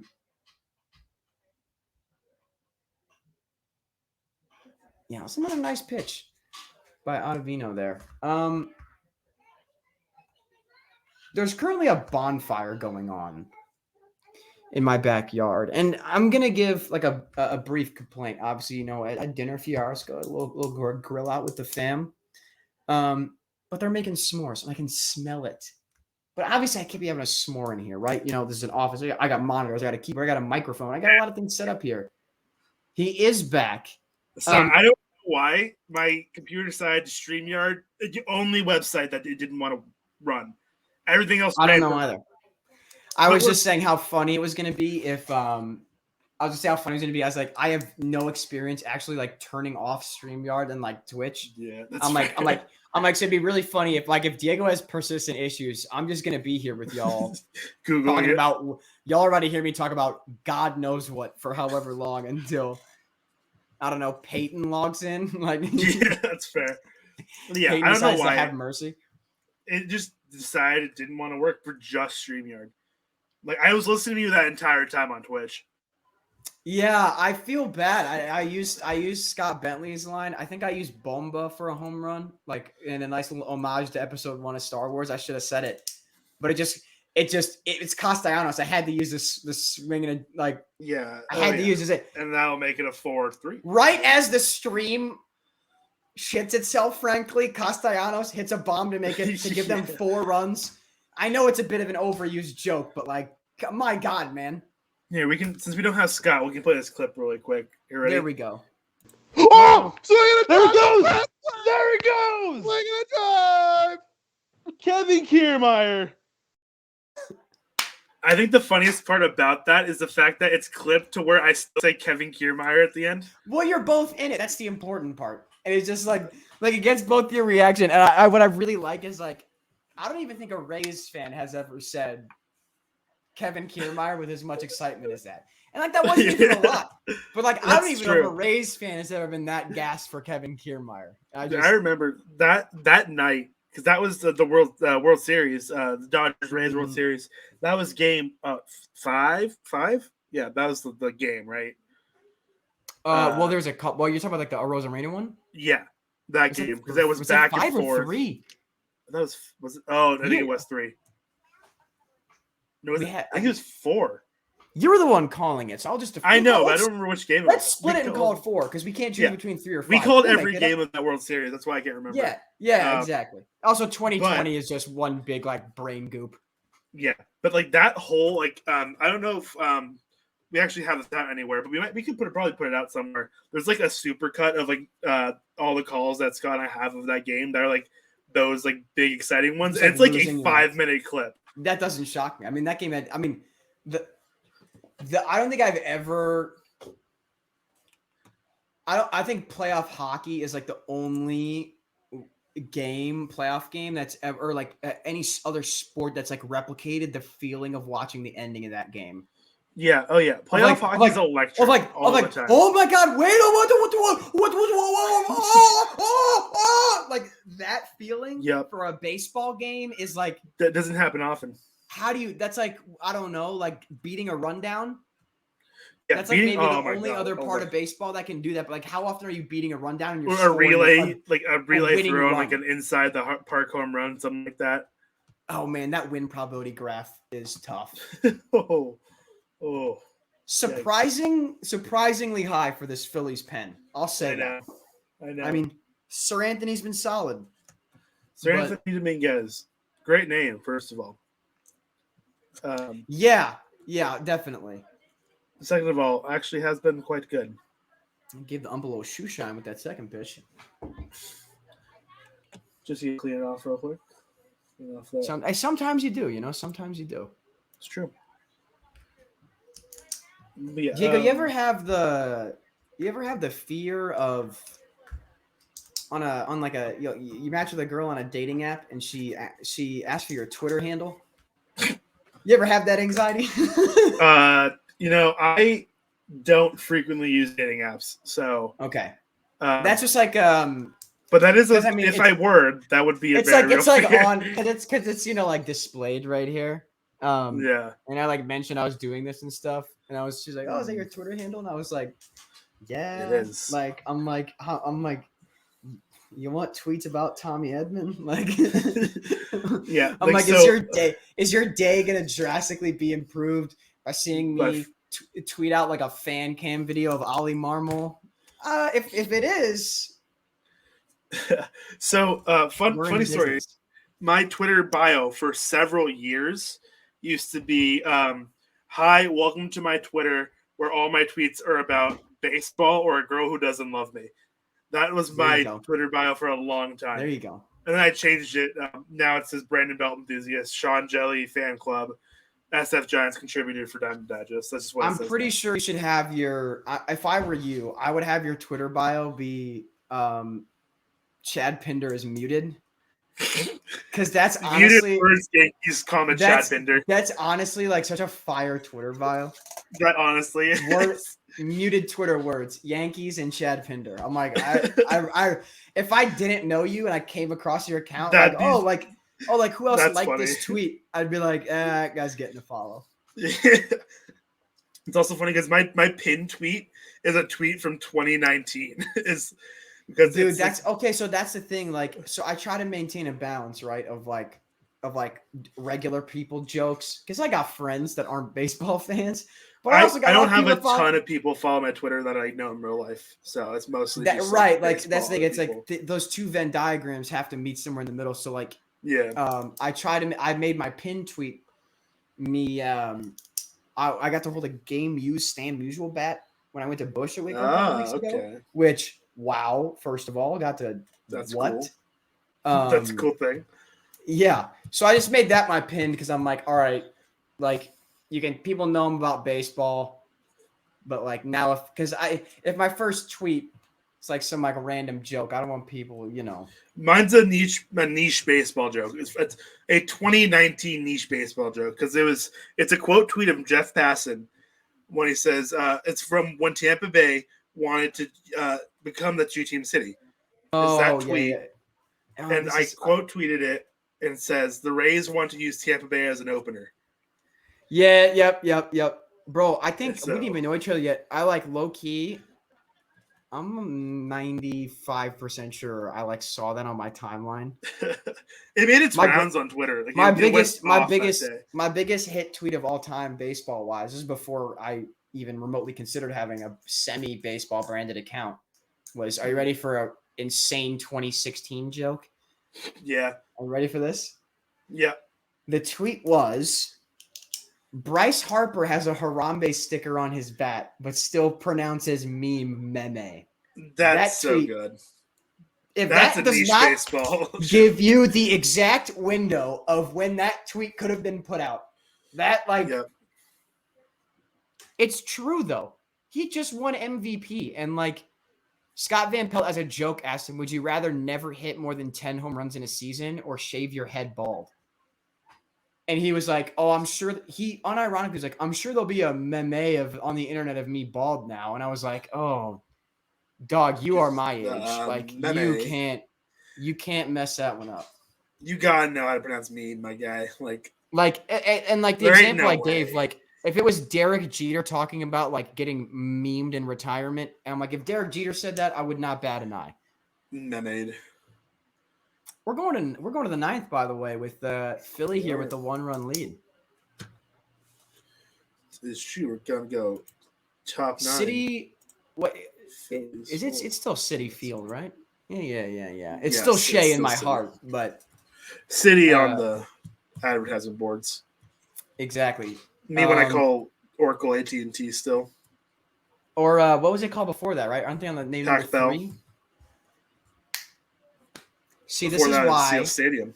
This is why you have a beer conglomerate own your team, and then even when we build a new one, we just tack a number on the end. Yeah, man. But no, I mean AT&T was just iconic though. I was so Yeah, mad I mean the to same way Oracle. that US Cellular for the White Sox. I mean, guaranteed rate's hilarious. The fact that their logo is a big old red down arrow, Yeah, who that's approved that? hilarious. That's true. As a team owner, bro, surely the bag was just as big from Rocket Mortgage. Yeah. Oh yeah. And there's Oracle's not a bad one either. That's no, that's it's got fine. a little bit of it feels It's also like Bay a little, Area. I was gonna say specific. Oracle feels a little nautical almost, a little mysterious mysteries of the sea. Yeah, no, absolutely. It's not a bad sponsor. And if you're a good enough hitter, you add to the rich tapestry of the mysteries of the sea with a splash hit. Boom. It's true. Splash hits. I will say, I really did as someone who has been to, it's hilarious. I've only been to Busch and I've been spoiled because I've only been to Oracle and Busch 3 this year. I didn't realize how much it felt like there was something missing because it's the ocean in right field at Oracle. Yeah. When you're at the ballpark, you're usually there's something there, and I can't put my finger on what that should be. You're used to Busch. That's why. Well, or just but other stadiums, even like Wrigley, for example. Oh yeah. It's got the rooftops. I'm used to it being in the middle, not on the water. Yeah. Yeah. And it was just so funny to be why I'm like I shouldn't feel like there's something missing. I know objectively what is right there. My brain, but it was just it was only right when I walked in. It was just yeah, but on top of the arcade there is one of the best views in baseball though. I was fortunate enough. Cool. I mean, we're both, we're on Twitch for baseball. I don't even need to preface the statement with we're both big baseball fans, but we are. And I may get to the ballpark 90 minutes beforehand, get some food. I got to have the crab cake with tomato sandwich and the garlic crazy fries. crab sandwich. The garlic fries are so good. I had, I think, the quintessential. You hit the important ones. Because I'm pretty sure I was wearing I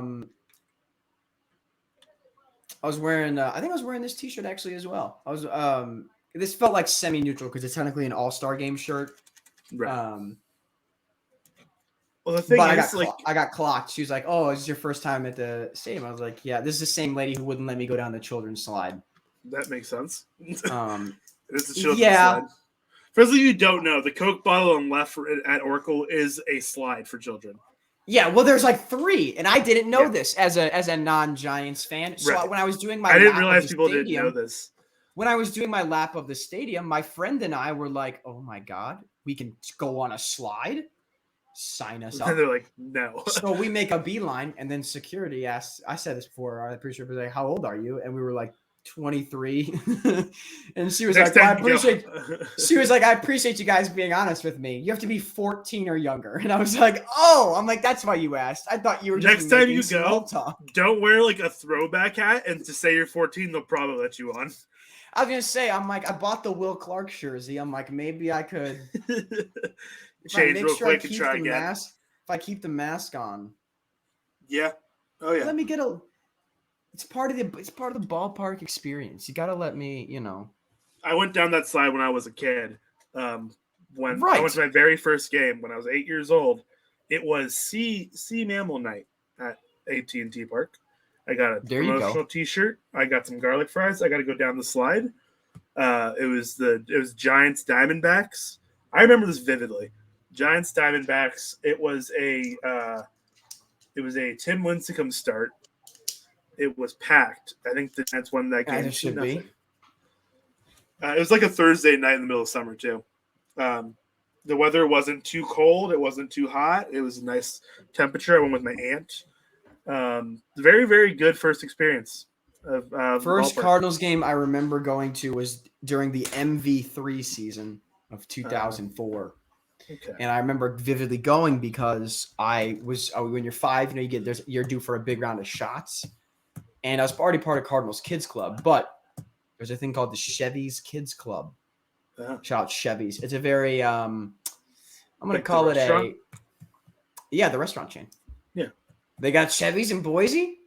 I don't think they have them in Boise. I think they have them in California. I know what you're talking about. Let's go. Anyway, Chevy's Kids Club, part of what the Cardinals said, if you prove that you got shots, not only did you get you got to eat for free at Chevy's, you got a free ticket to a Cardinals game. That's a lot. So That's great. yeah, as one should do for anything, get your shots because you get free stuff. Yeah, So I got my shots, got to get free Chevy, got to a Cardinals game. it's a lot of free And I got stuff to- for just getting shots. And I'm pretty sure I got who hit a walk-off homer. I've only seen one walk off in my life, and it makes me feel sad. And it's funny, it wasn't even a Giants game. It was. I've seen one Cardinals game. walk up. I've seen a Cardinals go ahead in the 9th, and I've seen a Cardinals go down top of the 9th homer as well. I've never seen been- a couple blowouts. I've never been I've walked seen- off on though. I have not been walked off on, no. But the only walk off I've seen was an A's Yankees game I went to. Marcus Semien walked it off in the 12th inning. 12th inning of that game. And I remember it was getting close to midnight, and it was an A's game, so already no one there. But my buddy and I, because Bart, like they stopped running trains at like midnight. And it's like Yeah, we had 11:30. to run after the Giants one. We were like Yep. hauling ass to get to the one back. Yeah, and we're like, okay. So we're like, if they don't walk it off here, we have to go, or else we're not going to catch the train. Yep. So we can get home. But then Semien walked it off, and then we beelined it out of the Coliseum. Granted, we did it fine because our seats were in the outfield, so like it wasn't even like that far. Because like I'm Bart not does have as- one that goes right to the Coliseum. They have the stop, the Coliseum stop, which is nice. The Oracle stop for the BART is like close, but It's close. There's a few you can stop at. If you really want, you can take Bart to a Muni that goes right in front of the park. But I think that might have been what we did. We might have had to catch a Muni. yeah, it's just not hard to walk either. It's usually pretty easy. Oh, So- never mind. I know why we were hauling because we were catching a Caltrain back. That's why there we you were go. running. yeah, that's a We different had story. to. We had to get that one. Otherwise, we were looking at a 50-minute Uber to San Jose. Yeah, that's not ideal. But Yeah, that'd have been a cool $50. yeah, I was gonna say like $40, $50 ride. Mm-hmm. I had to Uber recently, like a good bit, because I was getting my car work done. So I was like Ubering like to and from like the shop. I was getting it worked on because my roommates were out of town. I didn't want to bother anyone else at like 8 a.m. Plus it was $10, so I was like, that's not bad. But I I sometimes are you the kind of person who talks to your Uber driver, or are you a sit in silence kind of person? Really depends. So Okay, I'm the same way. my thing is, I really try to toe the line of like, you're still at work. It's like a bartender. How much do you really want? How much does the bartender really want to talk to you?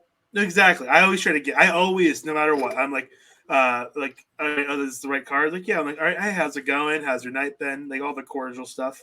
Yeah, of course. And then after that, if they stop talking, I will be silent. But if I'm they the keep same talking way. to me, I will keep talking the entire time. I say this as someone with a 5-star Lyft rating, by the way. Same. There you go. I have a somehow only like a 4.85 on Uber. Don't know how that happened, but Yeah, but yeah. I don't know, yeah, because like if you want to talk, I will absolutely talk. If you don't, I get it. I will shut up. exactly. Because like I'm if just you such a want to- firm believer that like everyone at a restaurant, and this, I'm not saying this. I think that you guys are all like pessimist, like mean-spirited people. I think anyone working at a restaurant or driving for a ride share or for a taxi or any service in that regard, they hate that you're there. Like, it's nothing to do with you. It's nothing. It's It you depends. you can be a very nice person, and it's just like it's the fact that I have to do something again, and like as someone that's who what works it in is. coffee, like kind of, yeah, it's low key. like- Like it depends. It depends. And I could come up to you be like, "Hey man, how's it going? Like, can I just get? Let me get. I leave like tall dark coffee, and you're like, I don't have to do anything. yeah, if you do that, I'll love you forever. I'm like, yeah, Right. yes, absolutely, I can do that. But if But you're I like, just- like, can I get like 7 scoops of this or 3 scoops of that, and like this many shots, and like Right. this exact temperature of the milk? I'm like, And that Yes, person can still be but- super nice about it, but you're still like, you son Like, of a you're the stop worst. it, go away, yeah." and yeah, like I mean, I work at Dutch Bros, and like I know it's a very much a West Coast thing at the moment. Bros. And it's not it's working its way east, but it's not like super far east yet. But for anyone who does know Dutch Bros, we have like a lot of stuff, and we can do a lot of different things. Like flavor combination wise, I'd say there's probably thousands of flavor combinations that you can do at Dutch Bros. Wow. Yeah, because you can add literally anything to whatever. Like I've made some weird things, but I also make some really normal things. But we offer like energy drinks. Like we have like they're called Rebels, because that's the brand of Dutch Bros has its own like brand of here. I have a bunch of them sitting behind my computer. That's what they are. Again, not sponsored. Dutch Bros. Willing to be, You should, kind of. kid though. You should. Kind of. I don't know. I kind of work there. Can they sponsor? I mean, they kind of. Yeah, they can. pay me. They pay me. Pay him. Anyway. Pay him more to be a brand ambassador. Yeah, please. Either way, I'll drink your stuff. I'll drink your stuff, Dutch Bros. It's As long good. as it's not coffee. I'll drink your teas. We have tea. You got lemonade, soda, energy drinks. I'll drink the lemonades. You guys have Dutch Bros branded soda? I mean, technically yes. I'll It's like take some of that. we have like club sodas and we just flavor into it, but or put like Yeah, that flavors counts. into it. I'll count that. I'll count that. That counts. Yeah.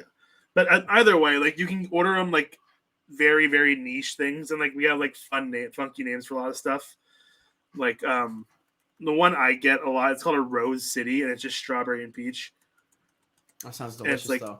It is. It's very good. I'm a big fan. But like we have names like that. We have like I'm trying to think of any weird names for anything we have. We've got some. We have like stuff. We have it's usually orders like a mocha or coffee drink. It's like a Bob Marley, and it's coconut, banana, chocolate, like That stuff sounds like delicious. that. We've got some good stuff. If you have the chance to go to Dutch Bros, would recommend. And the whole thing with Dutch is like they're friendly. It's like that's the thing. They're like overly friendly for the most part. It's kind of Well, like the all right. I culture mean, of like this should go. I mean, like the Dutch as a people, man. Come on. from I'm- Dutch Bros. Sorry, I'm a very pro. I'm a big pro. I love the Netherlands, dude. very pro Netherlands here. I am. I like unironically. So I went on vacation there. The year George Michael died. George Michael died my first day of vacation in the Netherlands. So I can tell you the exact day that vacation started. Okay, fair Well, enough. it kind of killed the vibe. No, that's I got there. Like I that got is like there and you know, I'm that like, makes wow. sense. Like, this is And I'm why I like, know. now half of Wham is dead. Like, what am I? And you're talking about, man, like the overly nice and overly nice people. And like everyone there speaks minimum 3 languages. They all speak English, Dutch, and German. And what's really funny and something I noticed is when you come into a store, you know how like it's like if someone comes up to the counter or something, oh no,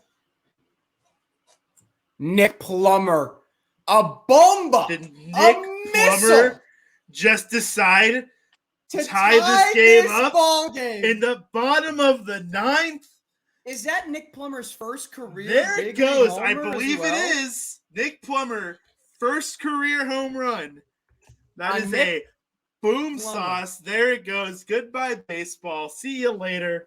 That is tie game. That is Nick Plummer's first career major league home run. Good for him. Unless he has a hit earlier tonight, that would be his first career hit. I do not believe he had a hit earlier tonight. But what a spot. What a spot to do that in.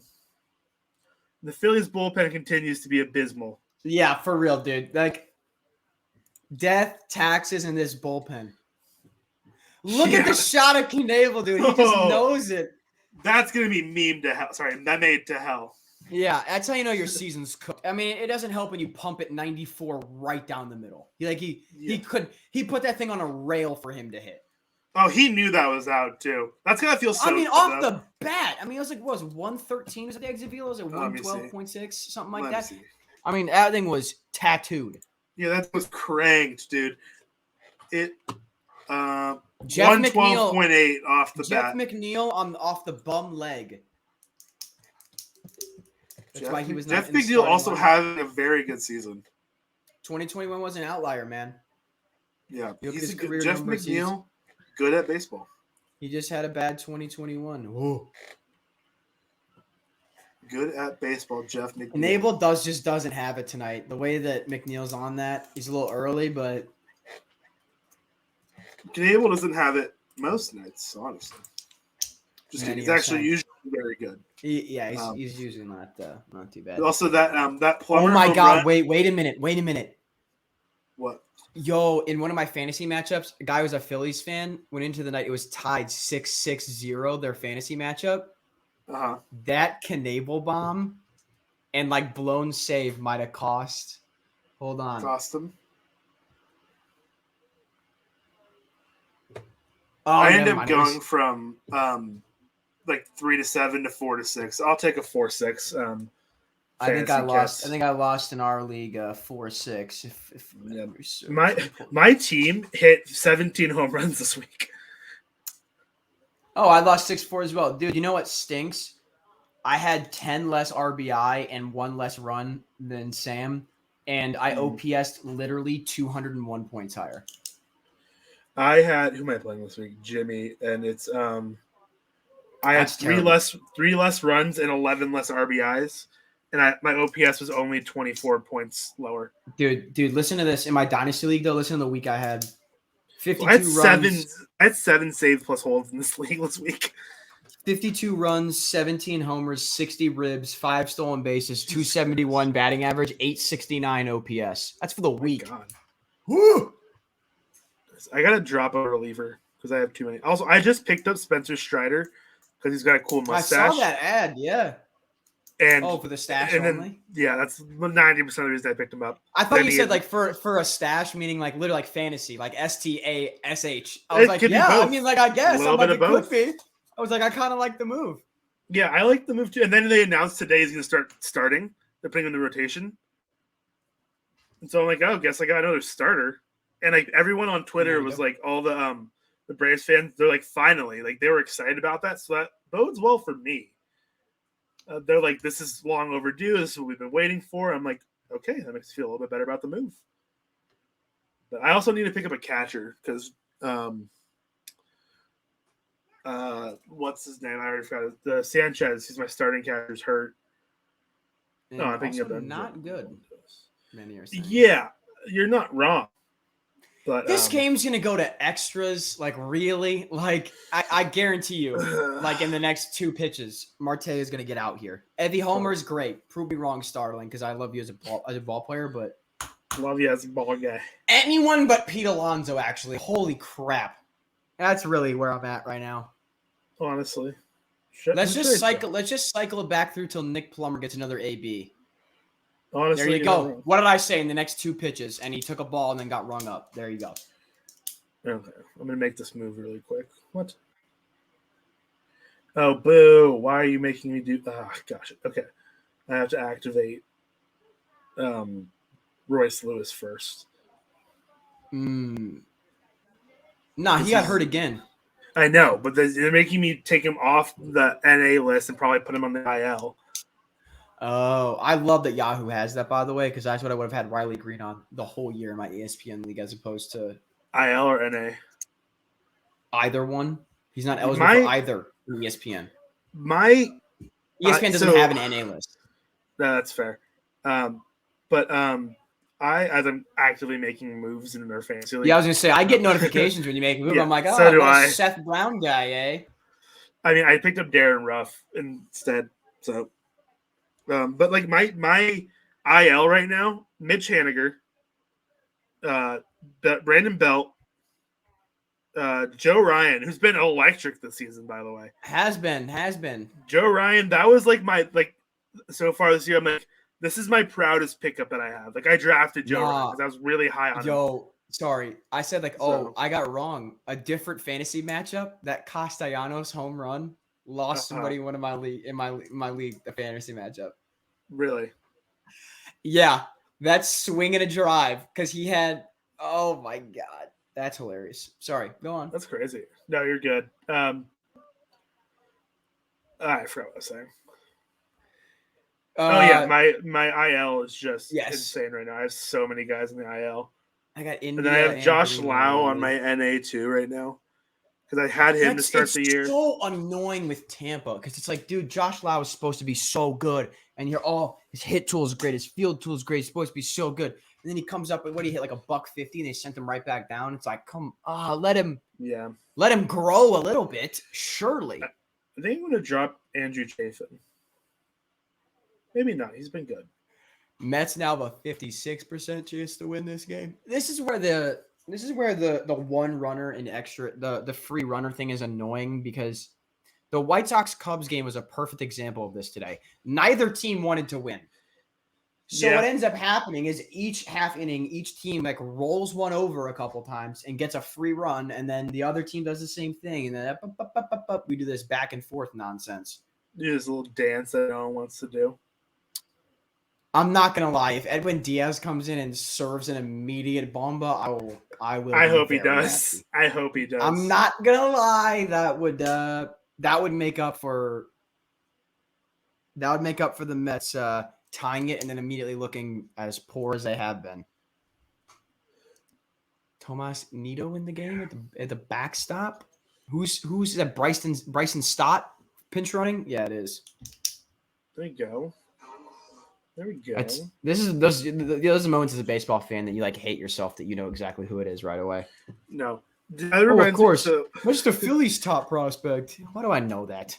Yeah. No, I remember. So the last baseball game I went to, which was last year, it was the Giants Dodgers game, the game where Bellinger threw it a mile above third base. And I was gonna say, I'm like, you have like a remarkably crisp memory of that more than anyone else. Like, I know it's because you're a Giants fan, but it's like I'm like, I always that ball. If the net was not there, that ball was coming right for him. Like, take him down. No, I'm kidding. It's good for safety. No, yeah, it's very good. If you ever dig back up and play like MLB The Show 14, like that's pre the Nets used to like only go like halfway down the baseline. You're like, oh my god, like we really just used to just let people get drilled. Yep. Yeah, I remember when it first happened, everyone's like, "Why are these dumb?" But like now, it's like, no, these are long overdue. It was dumb that we. Wow! Whoa! What a play! Wow! By Escobar, man, that's huge. It's a great defensive play. That's why, hey, when you intentionally walked Pete Alonso to go after Escobar, that puts a chip on his shoulder. Mental game right there. That's the boomer. The boomer fan me goes, he remembered that. He remembered that, and he made that play. Man, that's a great play. To scoop it, to keep that scoop as well is crazy up against the net. Yeah. Oh yeah. Did Gene Segura try to like knock it out of his glove? Oh no, he was just like trying to make sure he didn't get hit. Why do Kyle Schwarber Schwarber's knew. lips always look really wet? I don't know. I don't know if he licks his lips as often as I do, but like, surely. It's like every time I get a slow motion, like it looks like he just like freshly was like, He just going like. yeah, blah, blah, blah, blah. That's what pro athletes do, right? They just go blah, blah, blah, blah, blah, You just while go, they're on national television. Yeah, that's exactly it. No, but anyway, like, real quick, back to the story. So in this game, I know Lamont Wade Jr. hit a ball off his foot, and he had to come out of the game. And after the half inning, I'm talking to my cousin. I'm like, "This is what's gonna happen. Ruff's gonna go from first to left. Flores is gonna go from third to first, and Jason Voss is gonna come in to play third." And he's like, "Why? Like, how do you know that?" I'm like, "Because I watch this game I watch this team every single day. That's I'm what's cursed gonna to happen." watch this team play baseball every single day. I got asked that actually. I was having dinner with a couple buddies on Friday night, and they're like, "Do you like Carson? Do you watch every Cardinals game?" And I'm like, "Dude, Just about. like, I'm like, if there's baseball on television, I'll just put it on." Yeah, yep. People don't Like- understand that. Like I say that Like all the time. I like. I'm like, bro, I'm supposed to like having like ADHD or something. Like, dude, like I just need the noise. That's what makes baseball the best sport for me. It's on every single day for half the year. Yep. Like, oh, it's Padres Pirates. I have Trent Grisham in fantasy. I'll put the game on. Like, Yeah. do I really care how that outcome turns out? Not No. particularly. But Like, why not, dude? like Padres Pirates. Like, oh, I like Brian Reynolds. I'll watch that game. Yeah, Brian Hayes is a good defender. I'll let it happen. Exactly. That's just what it's all it is. And people are like, "How do you do?" I'm like, "I just love baseball, dude. Like, I don't know what to tell you." And it's like I'm not sitting there like on the edge of my seat. Like I could be texting, I could be, I could be making some lunch, but it's on. Yeah, it's something on to fill the noise. Exactly. And like just, every like, day in high school, like I did the same thing. I would like come home from school, I'd throw the Giants game on, and I would like do homework and like watch the game. Exactly. Like I've been watching Giants games like just about every single game since I was like 14. I don't think I Before that, I was started watching getting them out, but I don't think I watched every Cardinals game until my friend got MLB TV for free, like T-Mobile Tuesday. okay, Got MLB TV for free, but that started like my senior year of high school.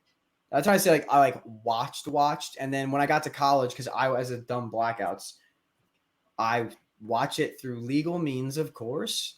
I watch it through very legal means, but using it that way, every game. Every game. It's like, what else am I doing with my day? Like, I'm already like, if I'm making dinner, it's like listening. It's like listening to music. Yeah, it's the same thing, except I'm listening to baseball. Yeah. Look, there's nothing wrong with that. Some people just don't get it. I'm like, I understand that you don't get it, but like, this is what I do. Yeah, it's not for everyone. Yeah. It's the same reason why I dislike like professional football as much as I do. It's like, oh man, it's like all week for like one thing that can be over really early. Like the Cardinals got down like 5-0 in the third, and I'm like, oh, they're probably not going to win this game. But guess what? Get to go play tomorrow. Yeah, and they also could still win that game. Like, yeah, exactly. Like it. Oh well, like it. They get one run the next inning, and then it's 5-1. You're like, okay, it's a little bit of momentum. Maybe they score 2 the next inning. Okay, now it's 5-3. This is a ball game again, and they lose 5-3. You're like, okay, well they made it interesting at least. Yeah, that's a punch out for sure. That's a great pitch by Diaz. That is a fantastic. That's just a horrifically sinking feeling that we're gonna see ground out to second baseman, fly out to center, Pete Alonso fly out to left field. That just because it's Starling Marte. It's Starling Marte that's the runner. Okay, all right. I'm pretty sure it's Marte that's the runner if I remember the lineup correctly. I believe you're correct. That sounds right. But yeah, I think it's Marte's 2. I believe you're right. Yeah, because it's Marte at second, Lindor, Alonso, and whoever hits fifth for that team. I don't know. It's also crazy that Mark Canha's hitting sixth for this team. I mean, he's hitting like 3 for any other team in the league. The part that really surprises me with the Mets lineup construction is how often Jeff McNeil hits like eighth. Yeah. Given how, because I understand like Nemo's like an OBP god, Merchant. right? But like, if I don't know, like, McNeil should be hitting 5. If it were me, bro, I want Nemo hitting like fifth. Are you kidding? Like, I would bat him right after That's Alonso. Because if Alonso's supposed to be this like big base clearer, why not put a guy right after him who can put that pressure right back on with a walk? Yeah. Because like a lot of the time after you give up a home run, like that's what they tell you, like, clear your mind, just get the next guy out. Well, your next guy up should be the toughest out in your lineup in terms of OBP. I don't know if it were me. If it were me, I'd be batting Nimmo fifth a lot more. Because McNeil's a contact guy, and he still gets on base at an elite clip, but the base hits are just a little bit more. Like, I don't know. I know, I get what you're saying. I think with the Mets lineup construction, I like Marte a lot in the 2-hole. I think that's very, very good He's spot like for him. He's like a great 2-hole hitter. Yeah. And leadoff, I think you can't go wrong with McNeil. I like McNeil a lot there. Nimmo, I also think is fine there. I'm also a big believer, like OBP to lead off the game is big. So I'd probably keep Nimmo at 1, Marte 2, and then Lindor's still at 3, Alonso's still at 4. I'd probably be batting McNeil 5, and then Canha 6 makes sense to me. And then like McNeil Escobar 7. Let me see real quick what Nimmo's rocking. I just want to make sure I get this right. Because I feel like if I remember correctly, it's comparable. Yeah, like McNeil's a 374 and Nimmo's a 386. Okay, that's basically the same.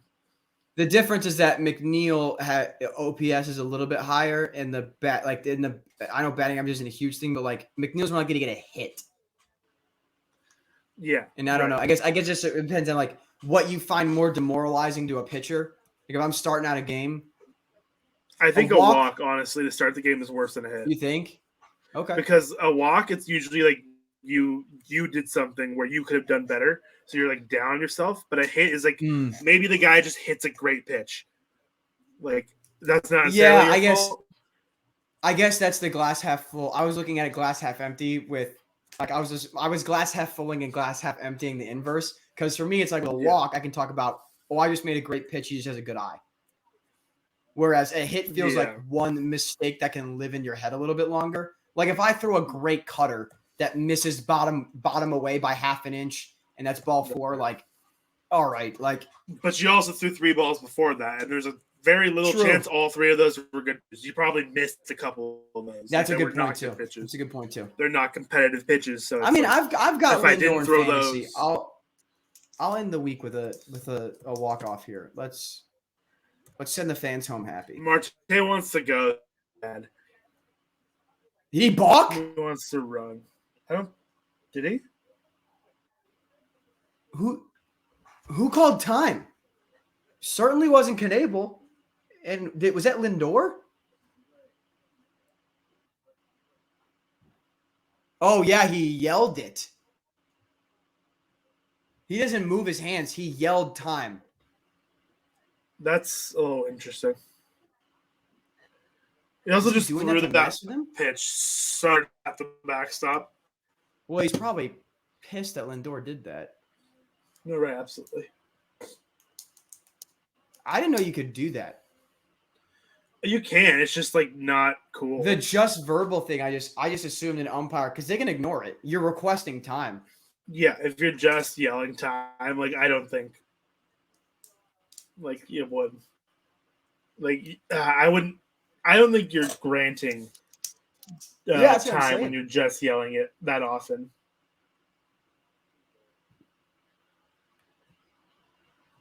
I don't know. I don't know either. This is the beauty of the game that we're dissecting here, though. This is what you pay $0 to see, ladies and gentlemen. That is a phenomenal pitch. We're just talking about baseball. Knable's hat being an entire shade darker of red because he sweats so much is incredible. I respect it. That's a dirty pitch. Yeah, that's a fantastic pitch to get Lindor swinging. Man. Yep. Also, Knable needs a beard or something, man. Like he needs some sort of face. Oh He my can clearly god, this grow it. intentional walk. This is what I'm talking about. Like, this is the strategy, is just get an out, intentional walk, double play. Yeah, and then to be fair, that's an optimal strategy. No, Especially I know. But I'm just saying, you're putting I'm one of the slowest runners in it the just league at first. it just too. pokes such a hole. Like with the extra inning In the rule, it's game. like it either like they're gonna get the runner over and get a free run, or there's an immediate blueprint to get out of it. Yeah, It's no different, and all it does honestly is this is like pace of play. This is where I'm making the argument of like this makes the game last longer. no, you're not wrong. Like it happens. He says as the game immediately ends, first pitch, Eduardo Escobar. What did I say? They intentionally walked Alonso twice to get to Escobar. And what does he do? A great defensive play and then walks it off. That's baseball, man. That is baseball. The red apple is out in Queens. Francisco Lindor still has some of the best hair in professional baseball. 5-4 on Sunday Night Baseball. Kyle Schwarber does not look happy. Yeah, Eduardo Escobar sure does. Eduardo Escobar won that game in the last inning there for the Mets. 100,000%. That was a both sides. phenomenal play on both sides. I mean, great piece of hitting too. Yeah, and like Costa, look at that cut to Castellanos. He's regretting this. He's regretting it already. signing in Philly. Yes, unironically. Yeah. I don't know why that's tough. Knable. I don't know why I wouldn't have left Knable in this inning if I'm being honest. I know armchair. Neither would I, but who are you going to? Like, there's no one else to go to in that scenario. I don't think I can name another Phillies reliever that wasn't used in the game already. Yep. So, but that wasn't even a terrible pitch either. No, it was in the strike zone, and so he got it. If that's a ball, if that's an inch and a half lower, he's rolling that over. Yep. But yeah, Unreal. Man, Escobar, he earned that for sure. The Mets keep chugging along. The Mets are still going. The Phillies are gonna Phillies. They're so bad, dude. Roll the clip. So Where's the clip of me? J. Roy. J. Roy, look at me. I don't have that one. I wish I had that one queued We'll up. add it. We'll add it for the next time. These poor, unfortunate souls. This is the first time I've ever seen a good night from Peyton that I think is earnest. So good night to you as well, Peyton. We got Cubs Cardinals here next Sunday, so I'm going to be here excited as all get out. Our website is diamond-digest.com. Our Twitter is diamond_digest. Our Instagram is Digest. Diamond.digest, because we here are the kings and queens of consistency. Diego, True. you got anything left for me? I don't think so. It was honestly not a bad game. It was a solid game overall. No. The ending got exciting there. So Very much so. Very much so. yeah, nothing to complain about. So just I think if you aren't watching baseball, watch it more. What are you doing? Yeah. If you aren't reading our articles, read our articles. If you aren't doing things, start doing things, Play Wendell as well. Yeah, Wendell. I don't remember what number we hit today. I think we hit. I was going to say, is it 90? 90s? 90s? I was going to say, is it 90? Or was today 89? I think today might have been 89. Let me double check real quick. I think it's a sign of a player right there. It is. God, today was 91. That means I'm a couple days behind. Oh! That means I know what I get to do. I get to play a little catch up. There you go. Yeah, we'll hit 100. Not this upcoming week, but next week. Next Tuesday. The Centennial. Strong as always, Diego. Go baseball. Baseball, as always. Go baseball. All right. We'll see you guys next week. Thanks for hanging out. Peace. Goodbye. Phenomenal.